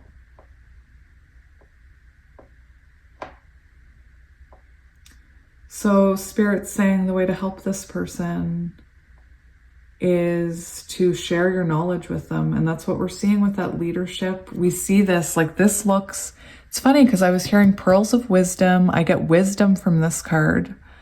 You know, sharing your wisdom with this person, sharing your power with this person, not in an unhealthy way, not giving your power away. That's not what I'm saying. This talks about, interesting. Gives structure, creates rules, systems, imparts knowledge. There is something here about not to be overbearing to this person, not be overbearing, don't get into power struggles with them. It talks a lot about using logic when it comes to this person. So especially if they have substance abuse issues, please know that if they are under the influence, there's no point trying to have meaningful conversations that will inspire growth or healing until they are in a more sober mind frame. I will say that. And if you're arguing with someone who is under the influence, you know, it doesn't usually go well, you guys. So use logic when it comes to dealing with this person is the main thing that I'm getting. There is something about a traditional relationship, and I'm hearing that very backwards today. I feel like this person might need masculine support from you. They might need somebody to hold their hand, to be the leader, to be the strong one right now. And I know that could be hard to hear because some people are waiting for their person to step up for them. But I do get this very fragile, wounded animal vibe from your person. Again, I'm not here to defend or take sides. I'm also just reading the cards. So yeah, there is something about leading this person, being there for them, being strong for them. I think they need it right now. I think your person could be very weak right now, but they do have this transformation coming. And what's really hard is that a lot of the times when we're transforming, our life feels awful. Like we don't feel great about it. But yeah, we're gonna see, what do you not see about their point of view? So what are you not seeing about their side? What would they like you to understand about their point of view?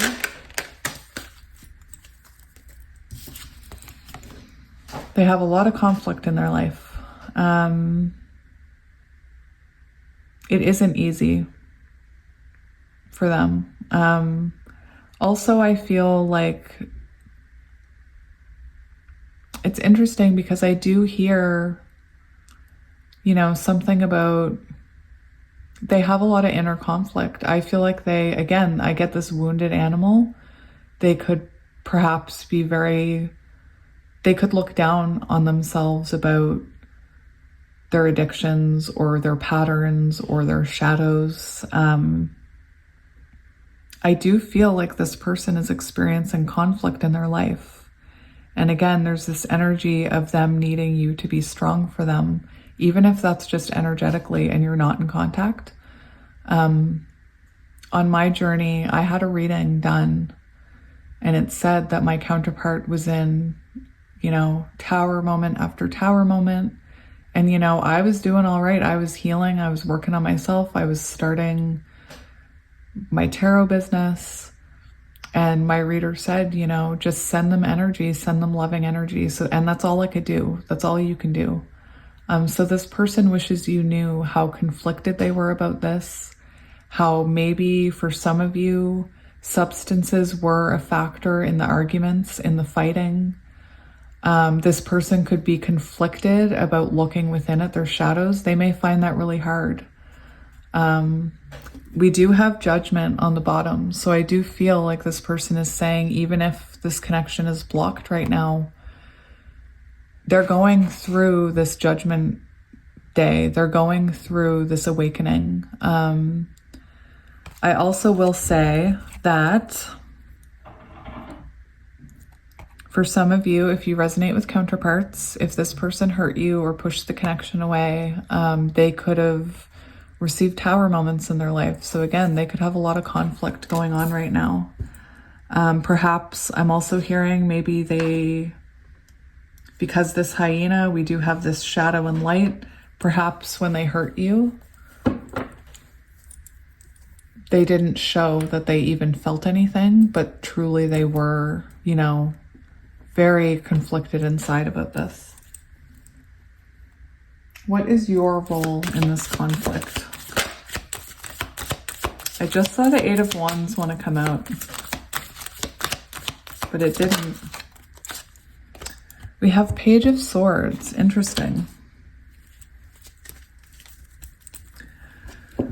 Interesting energy. Page of Swords, hey? Typically, you know, when readers talk about Page of Swords, we talk about someone watching you. I do talk about communication, but also learning.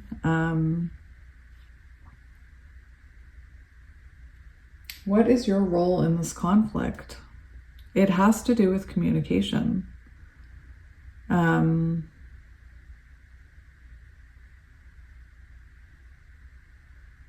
This is really interesting energy.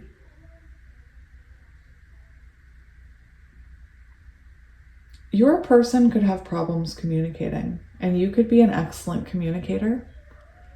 And I do feel like this person needs to lean on you a little here. They could need your help with communicating some of their shadows, some of their darkest thoughts here. They could, you know, hang on. I just had to tell my children that I was recording so that they weren't too loud. But yeah, you could be an excellent communicator. It could be that I'm hearing that your person might have a communication blockage or a throat blockage, and perhaps you don't, and that's intimidating to this person. Very interesting energy. But yeah, this also talks about, with that oyster energy, you could have been defensive. You could have been defensive in arguments.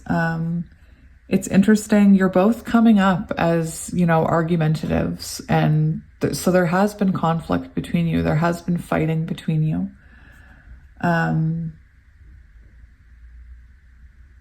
I saw that Eight of Wands want to come out. And this does talk about failure to communicate. So it could be that, you know, I think it was the Seven of Wands we saw right away on the bottom. You could have blocked this person. You could have shut down communication with this person.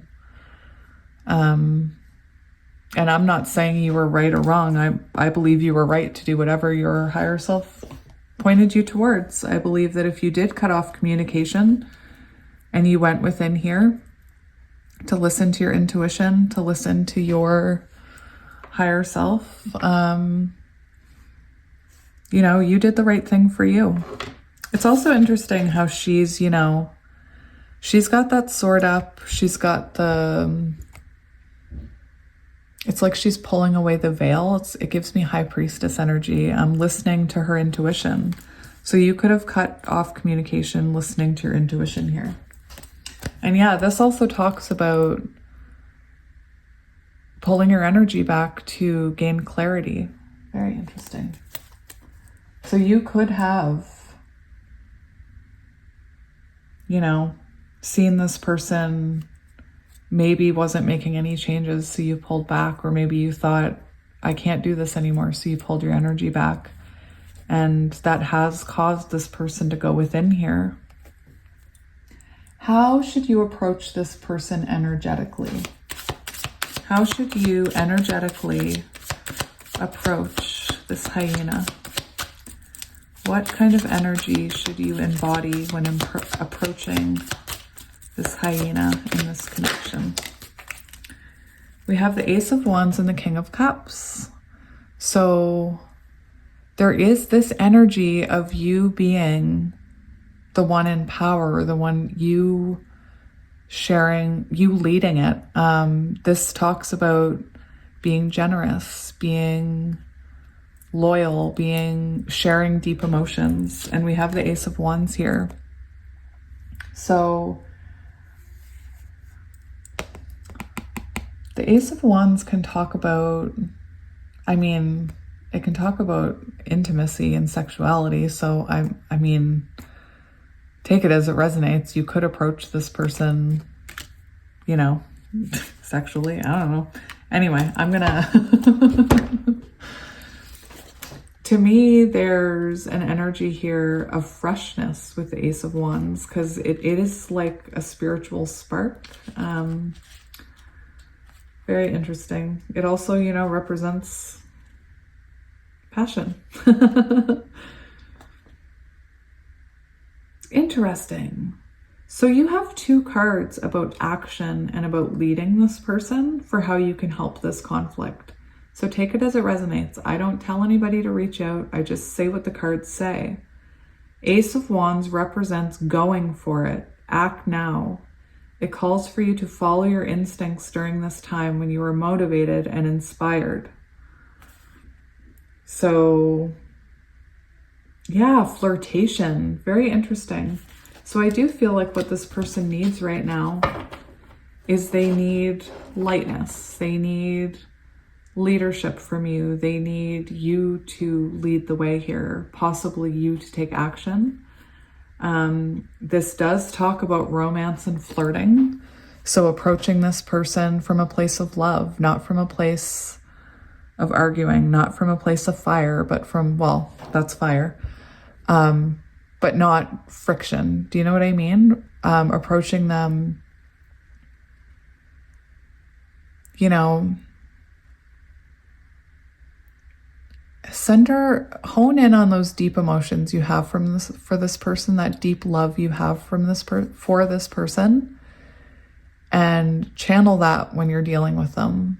This person, I do feel like this person is like a wounded soul, and I know they probably wounded you, and I know that I sound like I'm defending them, but really what I'm seeing is this hyena needs some love. They need some understanding. And they need someone to lead them. I am definitely not a leader. So you know, my heart can't help but go out to this hyena person who clearly needs help. They clearly need help. And I'm not saying it's your job to help them. You can be there for them though, while they're helping themselves, kind of thing. All right. How can the two of you move forward? Six of Wands and Judgment. So interesting. So there is a lot about making the right call here, making the right choice. I do still feel like for some of you, you have something inside of you that you're keeping in, some kind of dream, I do feel like you need to go after that dream, even if it's, you know, to be a tarot reader, a social media influencer. There's something here about following your dream, being successful will help this connection. We also have this Judgment card, healing again. We have this Judgment card. I can't believe how long this reading is. Oh my gosh.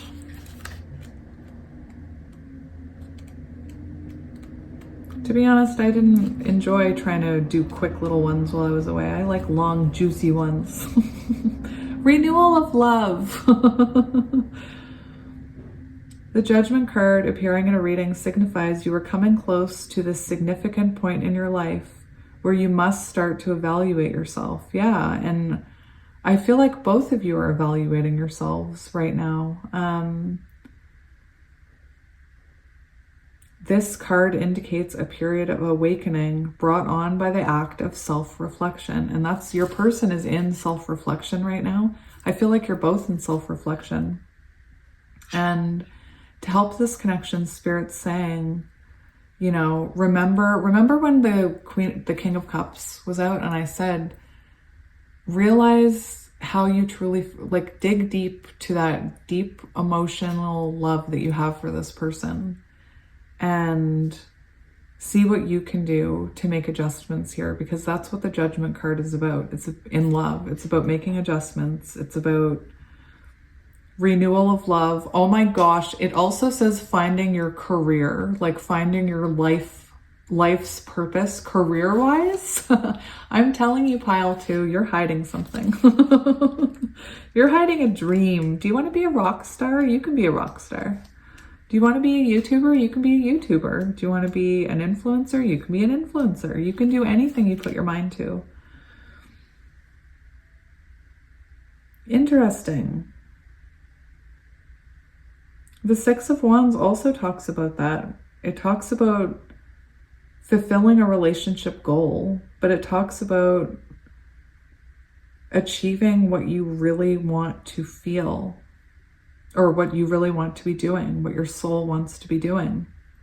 So you know how I was talking about how part of my journey was actually, you know, putting work into going after my dreams. And once I did that, it did help my counterpart connection.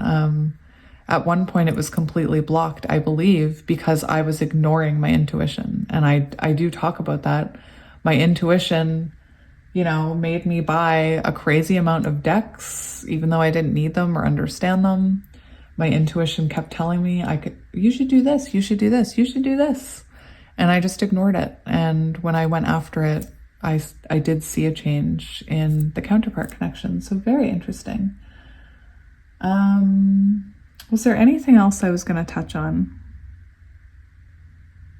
I don't think so. I think that with this Judgment card coming out, to me, it does symbolize that your person is going through an awakening. And I feel like energetically they're looking to you for support, whether that's in the 3D or the 5D. And I'm hoping that, you know, you can offer them some support in the 5D. Healing again on the bottom. Beautiful. So I'm going to get charms and letters. I almost forgot I could do charms and letters again. So let's stir them. And tomorrow I'm getting Astro Dice. Very exciting.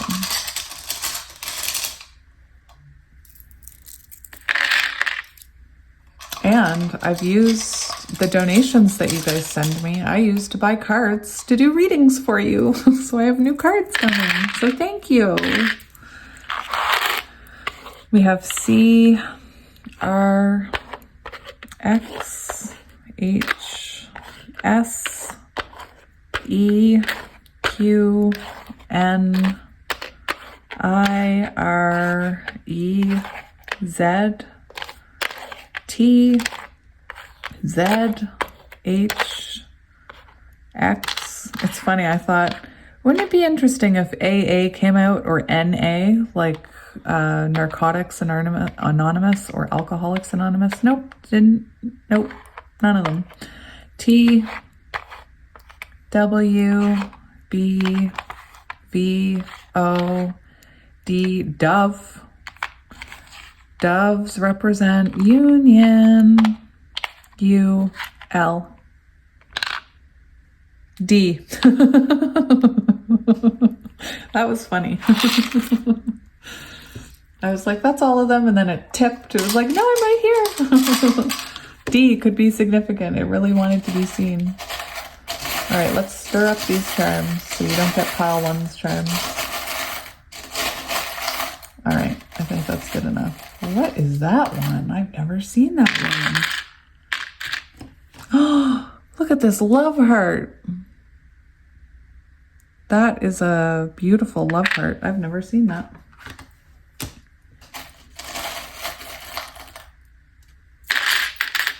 All right. Oh, look, we have the black seahorse. I get divine masculine with that. Is that, what is that? Is that a fish? I think it's a fish. We have two seahorses. Alert the media. Seahorses represent lovers, soul bond, twin flame. They hold their little tails together and they swim like this. Now they're kissing. We have Saturn. Oh my gosh, look at that. Oh my gosh, look at that. I feel like both of you were protecting yourselves for a very long time, protecting your shadows. We have this circle completion. We have a whale tail. Whales make me think of healing, of music. We have a unicorn.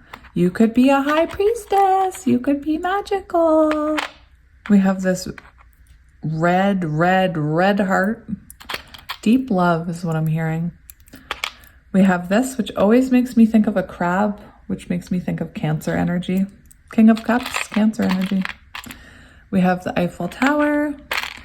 Oh, we have a key. The key that opened your hearts. Beautiful. We have the silver key, another silver key. We have a moon.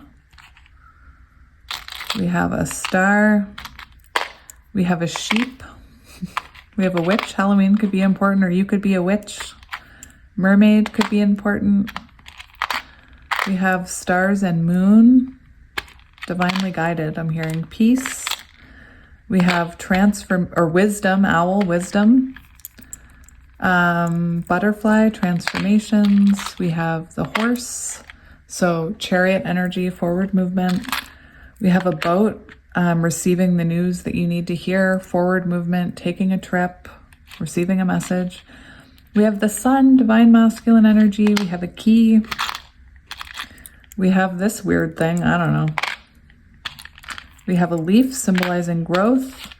We have a green flower, heart chakra energy. And look, we have a little penguin that has reindeer ears on. So cute. Penguins could be significant, and penguins in one of my cards, it shows the Emperor Penguin and soulmates. So beautiful energy.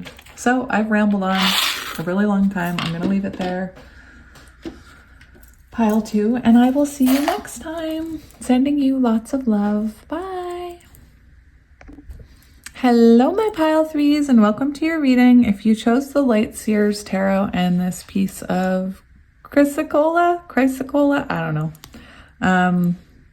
I like saying cola though. This is going to be a reading about what you can do to help your connection, or, you know, we're looking at the conflict of your connection. Yeah, so the piles have been very long. I don't know how long this one is going to be. Sometimes pile 3 is pretty quick. Sometimes it's my longest, so we shall see. But yeah, first we're going to shuffle. Oh, I see the Knight of Wands. What are you doing there, Mr. Knight of Wands? Or Mrs., however you resonate.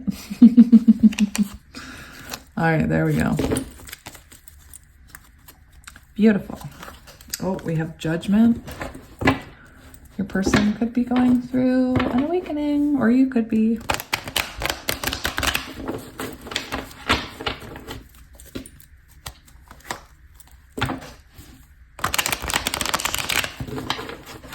I hope you're all doing well today. It's nice to be here with you. I was all sad yesterday because I didn't have time to do a pick a card reading. It was the one thing I wanted to do. So today it's the first thing that I'm doing. Oops. All right, so before we get into the tarot, we are going to look at the oracle cards. We have the Nine of Pentacles, which shows me that you could be working on yourself right now, or you and your person could be working on your own selves, your own pentacles, your own evolution. But yeah, we'll see what the oracles say.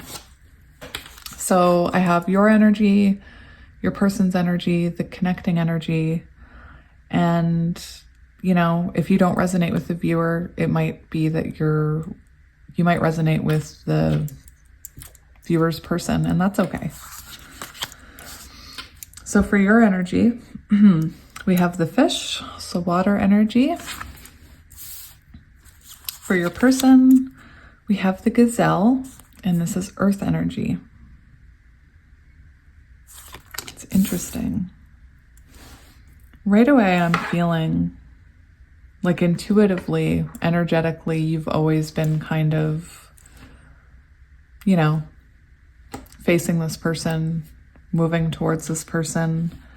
Right now, well, I don't know, because we haven't even looked at the connecting energy, but you could be following your intuition on whatever path you're on right now. And this is an energy of, you know, somebody reflecting, you see this gazelle, it's sitting down. It's like, okay, I think I might get it now. What's going on here? Like, I'm going to stop moving, I'm going to stop running, and I'm going to see what's happening here. So again, we'll see what comes out. I have no idea. We have the Ace of Pentacles. So a new start, possibly. A seed of something new here. Possibly. Take it as it resonates. We have release. Oh, interesting. So we had 9 of Pentacles on the bottom. Now we have a 9 here, and we have release. So very interesting. Very interesting. Another 9. Lots of evolution here of yourselves, of you and this person. We have freedom, 13, death and rebirth. So we have water, Cancer, Scorpio, Pisces. We have the death card, which is Scorpio. We have earth, Taurus, Virgo, Capricorn. We have 9 with release. And I am getting like, it's really interesting because I get fire, earth, and water from this. Very interesting. And then this is earth. So Taurus, Virgo, Capricorn. So you could be a water sign, your person could be an earth sign, but it doesn't have to be. So I do feel, well, first of all, one thing I did for pile 2 was we looked at the keywords for these cards. Heightened awareness and vulnerable. That's the gazelle. And it's interesting because that's what I was getting with this as well. It's a very vulnerable looking card. Like this person is, you know, naked. They're releasing, they're completely vulnerable to that jaguar, but they're trusting.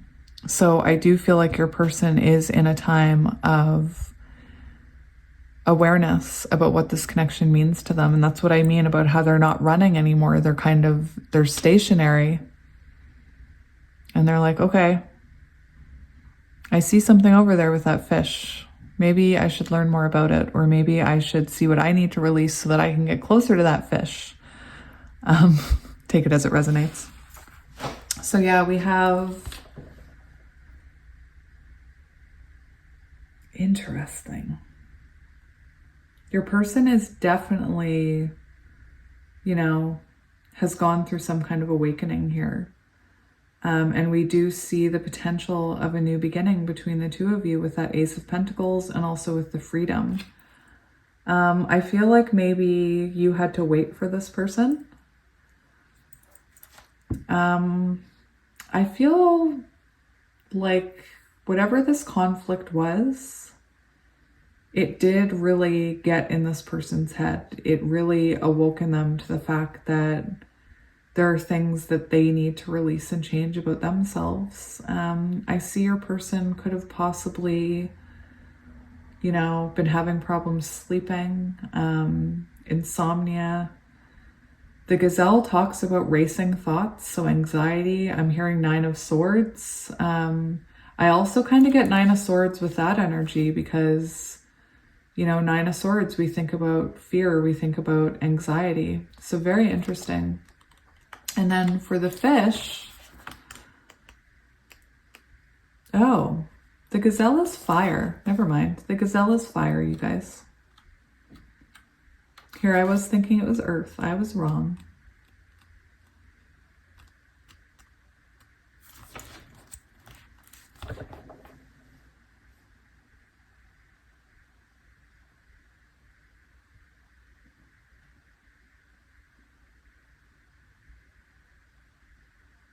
I'm just reading it.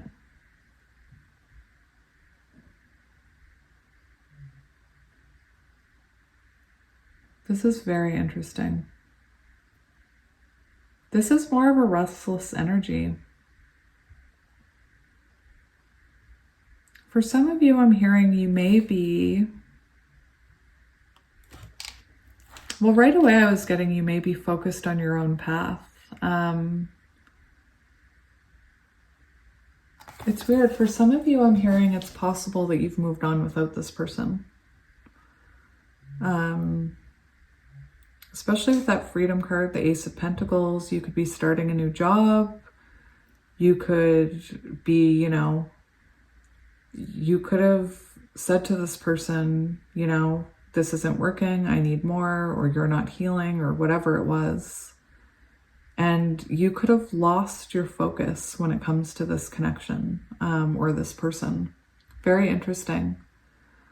Maybe there was something your person wasn't releasing, or someone that they weren't releasing. It's interesting because that fish,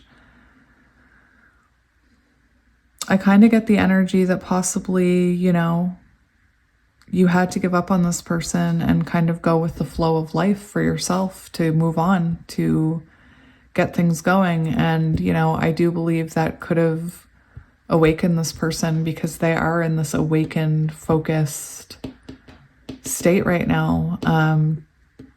They're very vulnerable right now. Perhaps maybe because you moved on without them. I'm not sure if that's going to resonate. I'm getting very different types of energies for all of these piles than I normally get. Like pile 2 is very oddly specific. You know, usually with that freedom card, I get new beginnings, but combined with the fish, I feel like possibly you felt like you outgrew this person or you had to move on without them. Very interesting energy I'm getting. And look, they're down there like, wait, I'm still learning how to fly. Wait for me. And you're like, no, I can't. I got to get on with my life. But yeah, we have 9 of Pentacles on the bottom. So you could have been, right away I'm hearing, this person could have made you feel like an option, or they could have had other things happening, other people, someone they wouldn't release, something they wouldn't release, a pattern they wouldn't release, prioritizing other things over you they wouldn't release, and possibly you had to focus on yourself and move on. Look, walking away. Yeah. And yeah, you walk away, what happens? They're like, oh, wait a minute. I can work on myself.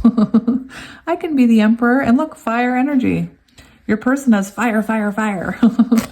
And you have like water and air. Very beautiful. And in the middle, we have this seed that's still trying to grow something, I believe. But anyway, let's get into this tarot to see.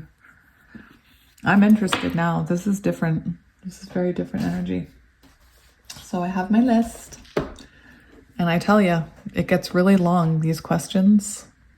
It gets lengthy, so stay with me if you can. What is the conflict here? What is the main conflict? What is the main conflict here between the fish and the gazelle? Indecision. Indecision. Oh, I saw a lot of cards come out.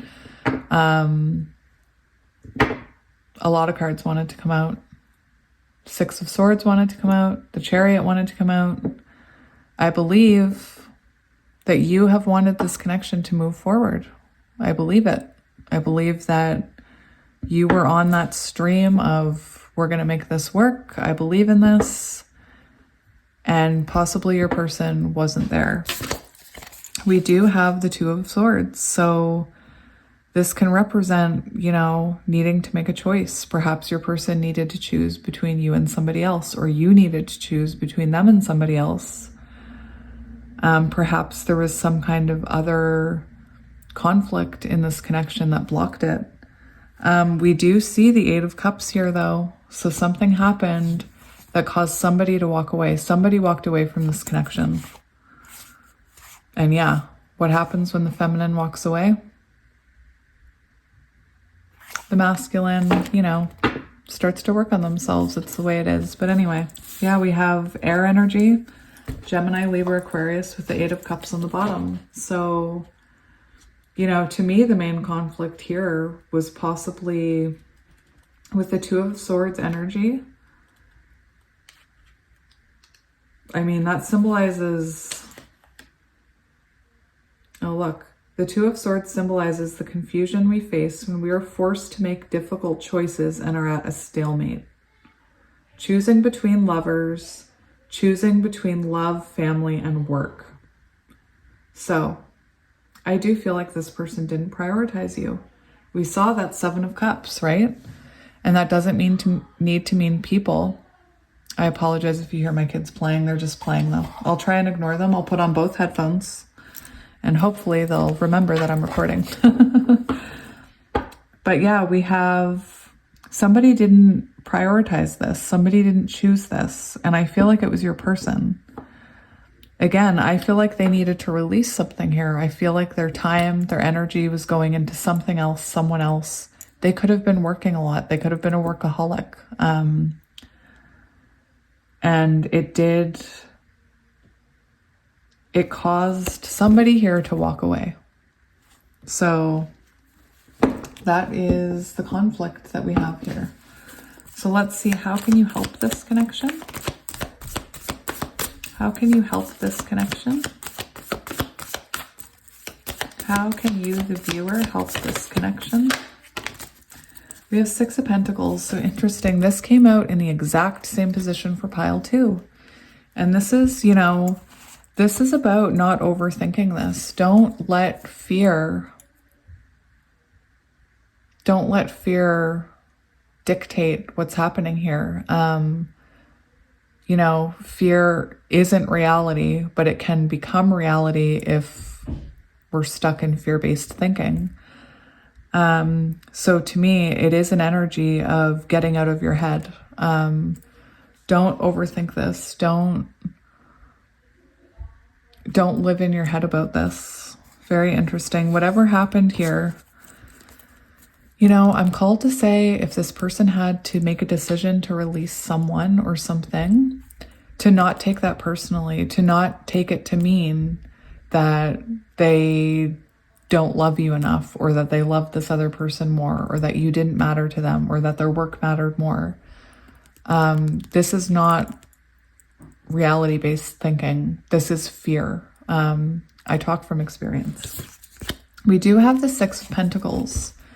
So there is something here about keeping this balance to help this connection. Equal give and take, so don't overgive.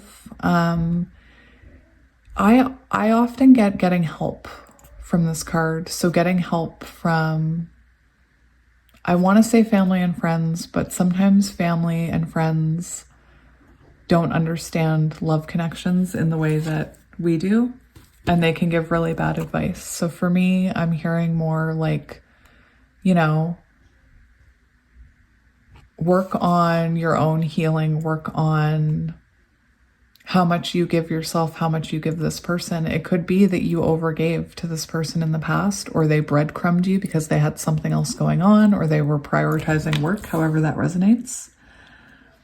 But for me, this is an energy of learning the balance of that, learning not to overgive yourself, learning, again, this can be about counseling. The Six of Pentacles can be about getting help from someone, even if it's a spiritual advisor, on balancing your emotions, anyway. Healthy boundaries. So you need to have healthy boundaries. That's another one that it says. It also talks about you being secure enough.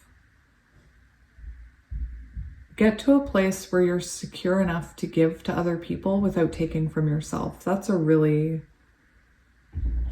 important one, I think, because until we learn how to give to ourselves, we will overgive to others. We will prioritize others before us. Very interesting. This also talks about lowering your expectations a bit. So realizing that this person, you know, they may not have been able to give to you equally at the time. But we'll see what else comes out. It's interesting because I hear a very clear message here of like not overthinking, you know, walking away, not overthinking, that this is all happening in divine timing. It's all happening as it should. We're going to look now at the root of the conflict. So what is the root of this indecision, this stalemate energy? What is the root of this conflict? How telling is that? This is about prioritizing work. So I believe for some of you, this person prioritized work over your connection. I believe that they prioritized, for some of you, it could have been another person. I don't see third-party vibes here, but I do get that they needed to release something that they were prioritizing. So however that resonates to you, it could be friends, it could be family, it could be a lover, because we do have the lovers here making a decision. There could have been a temptation here by a third party. That's just for some of you. But the Two of Pentacles is about balancing work and love, the way that we're reading it today anyway. It also reminds me of the Temperance card, divining masculine and feminine energies. So I do believe this person was juggling you with something, and that is what caused this disharmony. And maybe they weren't willing to see your perspective. Maybe you couldn't see their perspective. It's so easy for us, based on what the social media tells us, based on what our friends tell us, based on what our parents taught us, based on what movies taught us. It's so easy for us to fall into that not being able to see somebody else's perspective. So I do see that there was, you know, the root of this was not being able to see each other's points of view. Like possibly you couldn't see their point of view, how hard it was for them, and they couldn't see your point of view. And again, I feel like you freed yourself and that awoke this person to your point of view here. Look, we have the Six of Cups. Childhood wounding. I didn't even look at this before I was talking about how we were raised. So confirmation. A lot of whatever went wrong here has to do with childhood wounding. Childhood trauma. Unhealed patterns, unhealed. Anyway, we have a lot of sixes in your reading. Very beautiful. Look, we have the Ace of Pentacles. Interesting. So what can you do to help resolve this conflict? So we have Air, Gemini, Libra, Aquarius. We have Earth, Taurus, Virgo, Capricorn. We have Gemini. What can you do to help resolve the root of the conflict? What can you do to help resolve the root of the conflict? It's very interesting. Look what came out on the bottom again, even though I shuffled that a few times. And I was just thinking about how we had 3 6s out, 6, 6, 6. There's a lot about harmony, about balance in your reading. A lot about balance. Perhaps your love was just too beautiful for this person to handle at the time. We have the Tower. So rebuilding a foundation with this person is basically what Spirit's saying will help heal this conflict. Starting fresh, starting from scratch, starting from a transformed place. This has a lot to do with transformation with the butterflies. This really does, you know, it's about getting rid of all of the beliefs that you had about what love should be or what you think this person should be or what they did in the past and rebuilding a foundation. The Ace of Pentacles, you know, came out twice. We have it out twice. So that shows me that there's still potential here with you and this person and that Spirit's trying to ground it, I believe.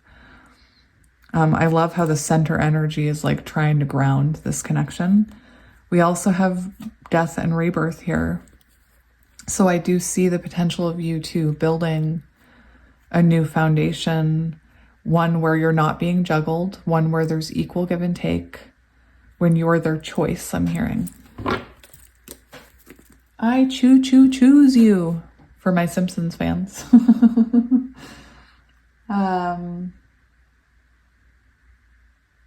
What do you not see about their point of view? Because we did have this perspective card come out. So very interesting.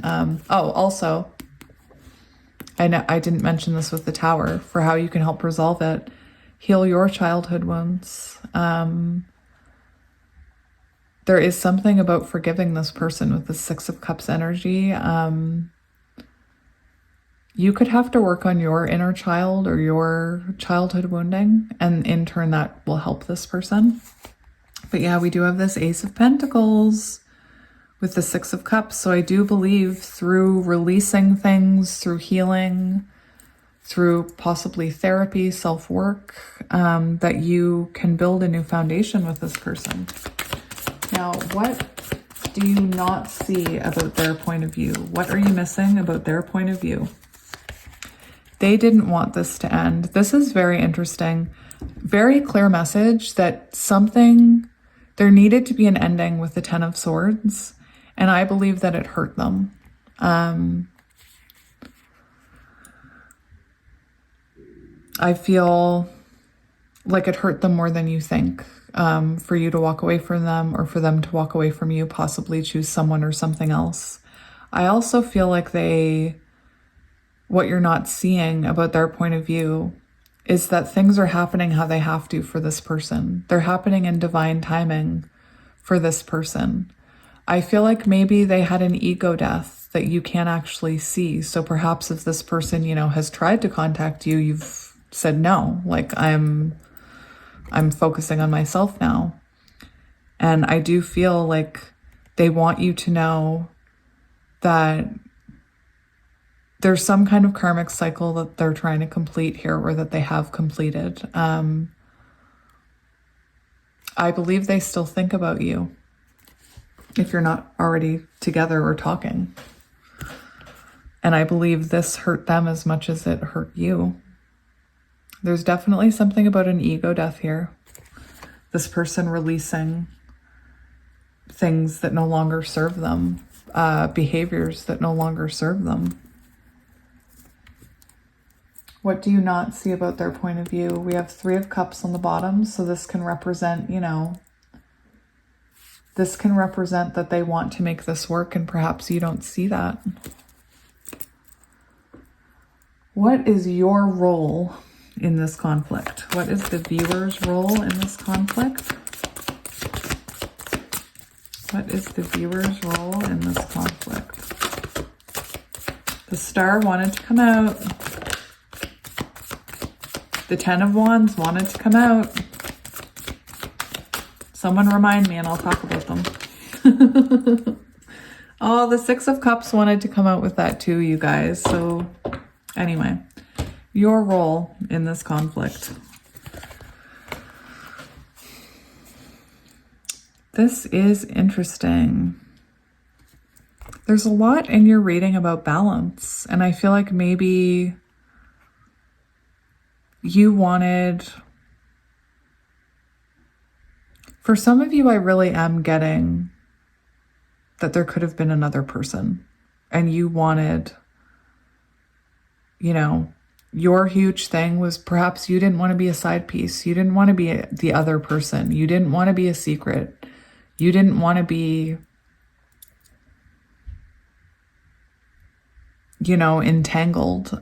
You wanted justice with this person. You could have wanted them, you know, for some of you, I am getting 10 of Pentacles energy. You could have wanted them. They could have had a partner and a family, and perhaps they didn't know what to do, and you wanted them to make the decision. You wanted justice for you. You possibly wanted them to leave their partner, get a divorce, separate. I'm hearing legal stuff here. Also with the Six of Pentacles, legal stuff.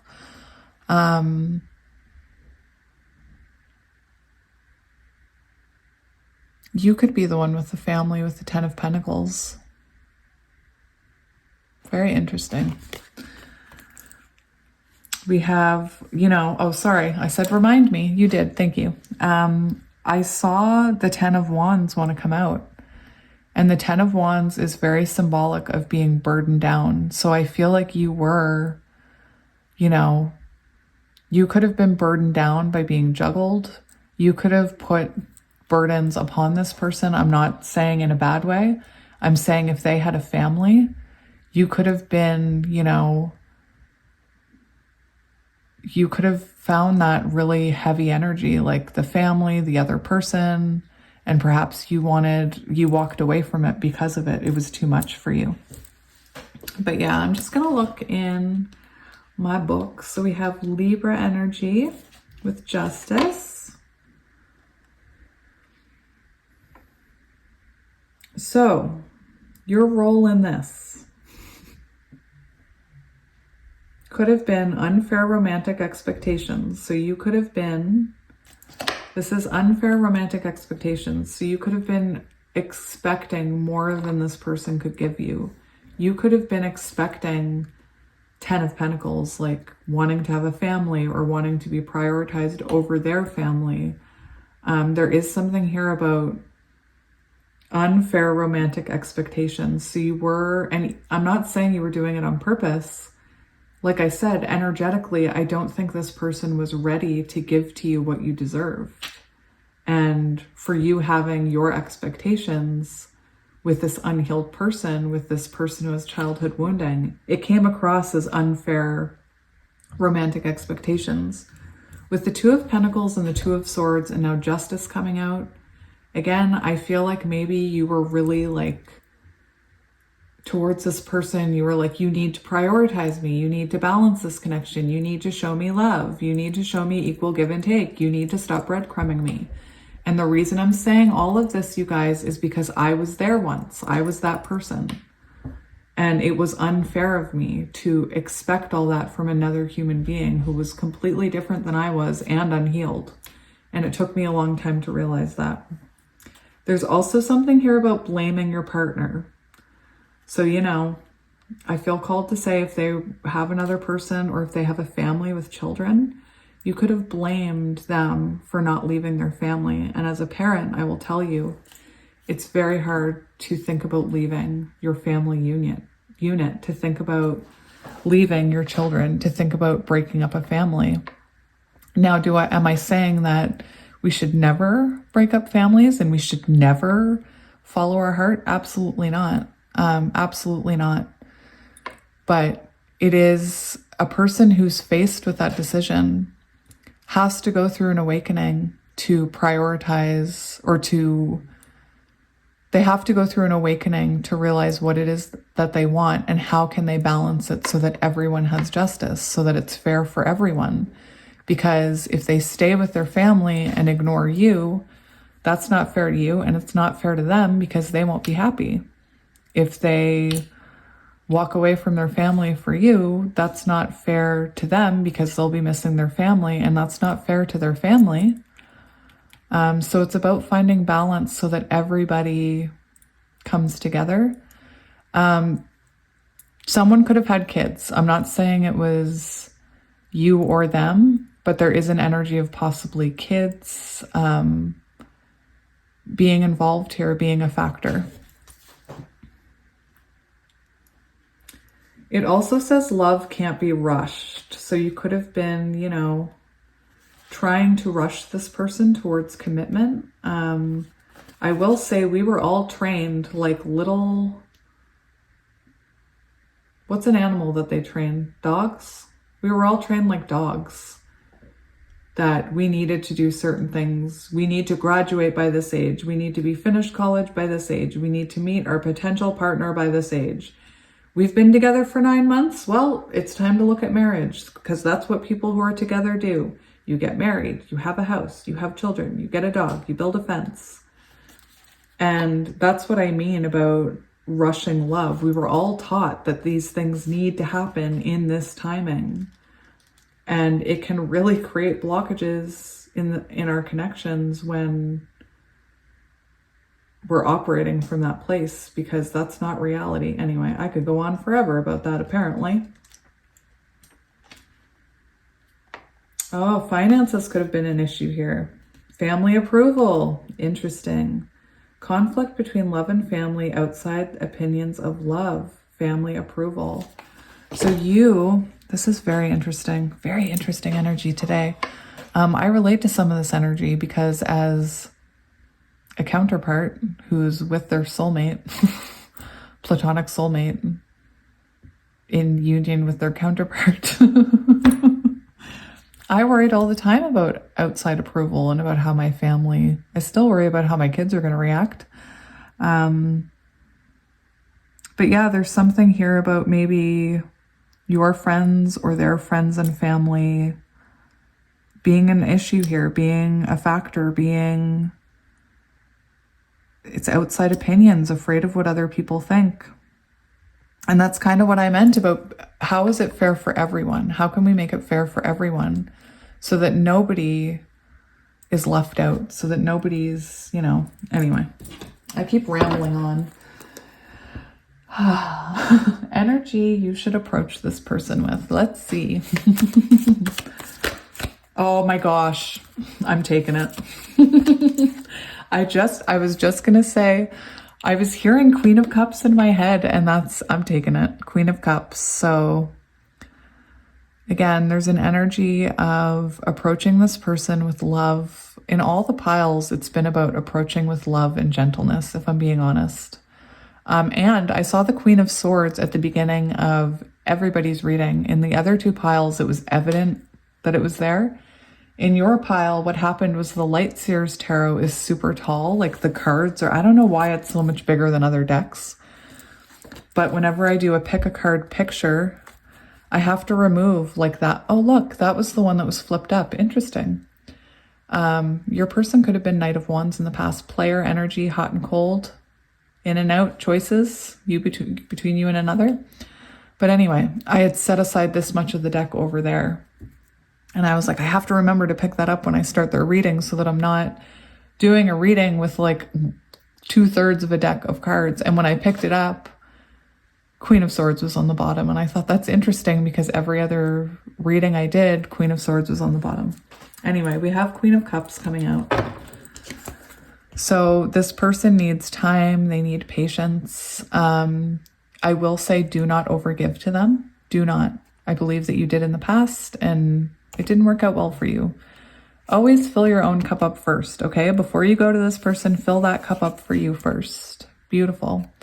This is a very patient, nurturing energy, and that's how, think about approaching, seriously, literally think about approaching a gazelle in a field. How would you approach them? Would you run towards a gazelle, Queen of Swords, with a knife, like screaming, I'm not gonna let you hurt me? What would they do? they'd run. That gazelle's already sitting. So Spirit's saying, you know, approach it like, oh, hello, little gazelle. You're lovely. Don't eat me, though. I don't think gazelles eat people, but anyway, approach it from a softer emotional place, a place where you've reflected upon these things. Don't act in the heat of the moment. Approach them with a very reflected, I'm hearing clarity, softness. The card said it, not me. Spirit's telling you what to do, not me. All right, so Queen of Cups energy, my friends. And how can the both of you move forward together? How to move forward together? How can you move forward together? Aw, look at this. I feel forgiveness. I feel reunion, coming together. I feel that advice of, you know, there could be children involved here. So keep that in mind. I believe that by working on both of your childhood wounding, and, you know, think about those things that we were taught as kids, how life should be for us. I mean, our parents were doing the best that they could, but a lot of what they taught us was wrong. At least in my situation, you know, I was taught not to forgive people. I was taught to sweep things under the rug. I was taught to not heal my old wounds. I was taught, you know, if somebody loves you, they'll do this. And that's not how life works. Anyway, Spirit's saying to give it time. You can move forward by nurturing it. It's a very nurturing, treat this like a little seedling that you want to grow into a plant. It needs some light. It needs some love. It needs time. But that you will see growth here. Very beautiful. We have success on the bottom. So we do have a successful outcome here. But there's so much about sixes in your reading. Oh my gosh, we had every six. We had every one. I saw every single six card. You know, I also feel called to tell you to think about the good times you had with this person, because that can also help showing gratitude for the times we did have together. And just allowing this to grow. These seeds are all growing, you know. There is movement here. There is, I do believe there's been some kind of release where you two can have this new beginning. Beautiful. So we'll take that card and that card. And I think you guys, oh my goodness, I have to yawn. I think that for now we'll just do charms and letters, because I kept this really long. I didn't keep it long on purpose. It just happened. That's how you know it makes your soul happy, when you don't care how long it takes. I just had, I don't know, that's a lot, but Spirit said to take them. And we have a Q on the ground. So we have Z, we have M, G, D, E, B, Deborah, Debbie could be important, L, R, X, I, T, somebody could work in IT, in computers, Y, H, T, J, JJ, look, hello JJ. I haven't seen JJ in a while. How are you, JJ? I wonder if JJ the dog is here today. Hi, JJ. E, G, Gigi.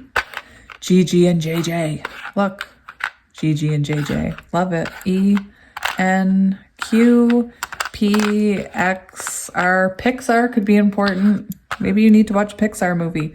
Maybe you need to watch Elemental. I am not getting paid for that. I just thought it was a very cool movie for someone who's into elements and spirituality. We have Z, C, U. I see you. Maybe your person's stalking you. I did see the Page of Swords at one point. So maybe they're keeping an eye on you. So I gotta stir my charms because we've had 2 other piles and I don't want, you know, I don't want the repeats. Spirit says more. Spirit says more. All right. We have a triangle. I'm gonna have to brush up on what triangles represent. Look, are these constellations? I believe somebody said it was constellations, but I can't remember. That gives me world energy. We have a little Scottish dog, that could be relevant, a pink flower. We have a key. Oh my gosh, look, we have a cat. And a cat. That's beautiful. Pink and blue could be relevant colors. Very interesting. Very, very interesting. We have a little birdie. We have a starfish. We have an angel. We have another key. Beautiful. It reminds me of the Loyal Heart card that I have in one of my decks where it's the 2 mirrored owls and they both have a key. Oh, we have love message. Somebody could be sending a message. We have a big flower. Oh, we have a happy face. Somebody could send you a happy face emoji. And you're like, what? I need more than that. We have this, so music could be very relevant. We have a locked heart there. We have a turtle. We have this artistic looking kitty. We have an orange slice, very interesting. Zest, I don't know, zesty. We have a spider web, so working on yourselves. We have another key, a turtle, we have a match. We have 2 turtles, beautiful. This could be slow going, but you're getting there, you 2. We have a horse, chariot energy, forward movement, Cancer. We have a white cross, look, we have a black lightning bolt. So that's that tower. That's that tower moment, rebuilding the foundation. You could also hear from this person quite unexpectedly, I'm hearing. We have the skull, death and rebirth. New beginnings. Oh, that's why that pink flower came out. Sometimes I'm like, why a pink flower? But look at this. We could have, you know, we could have a same-sex couple in here even. Beautiful. 2 flowers reunited and it feels so good. We have matching keys. What is going on? Matching flowers and matching keys. Come on. Look at that. And look, you're the only ones for each other. There's only your keys fit. Anyway, I'm going to leave it there, pile 3. I hope this reading found you well. I hope something resonated. These were very different readings for me today. But I loved being here with you, and I'm off to do my personals now. So I am sending you guys lots of love and light, and I will talk to you soon. Bye.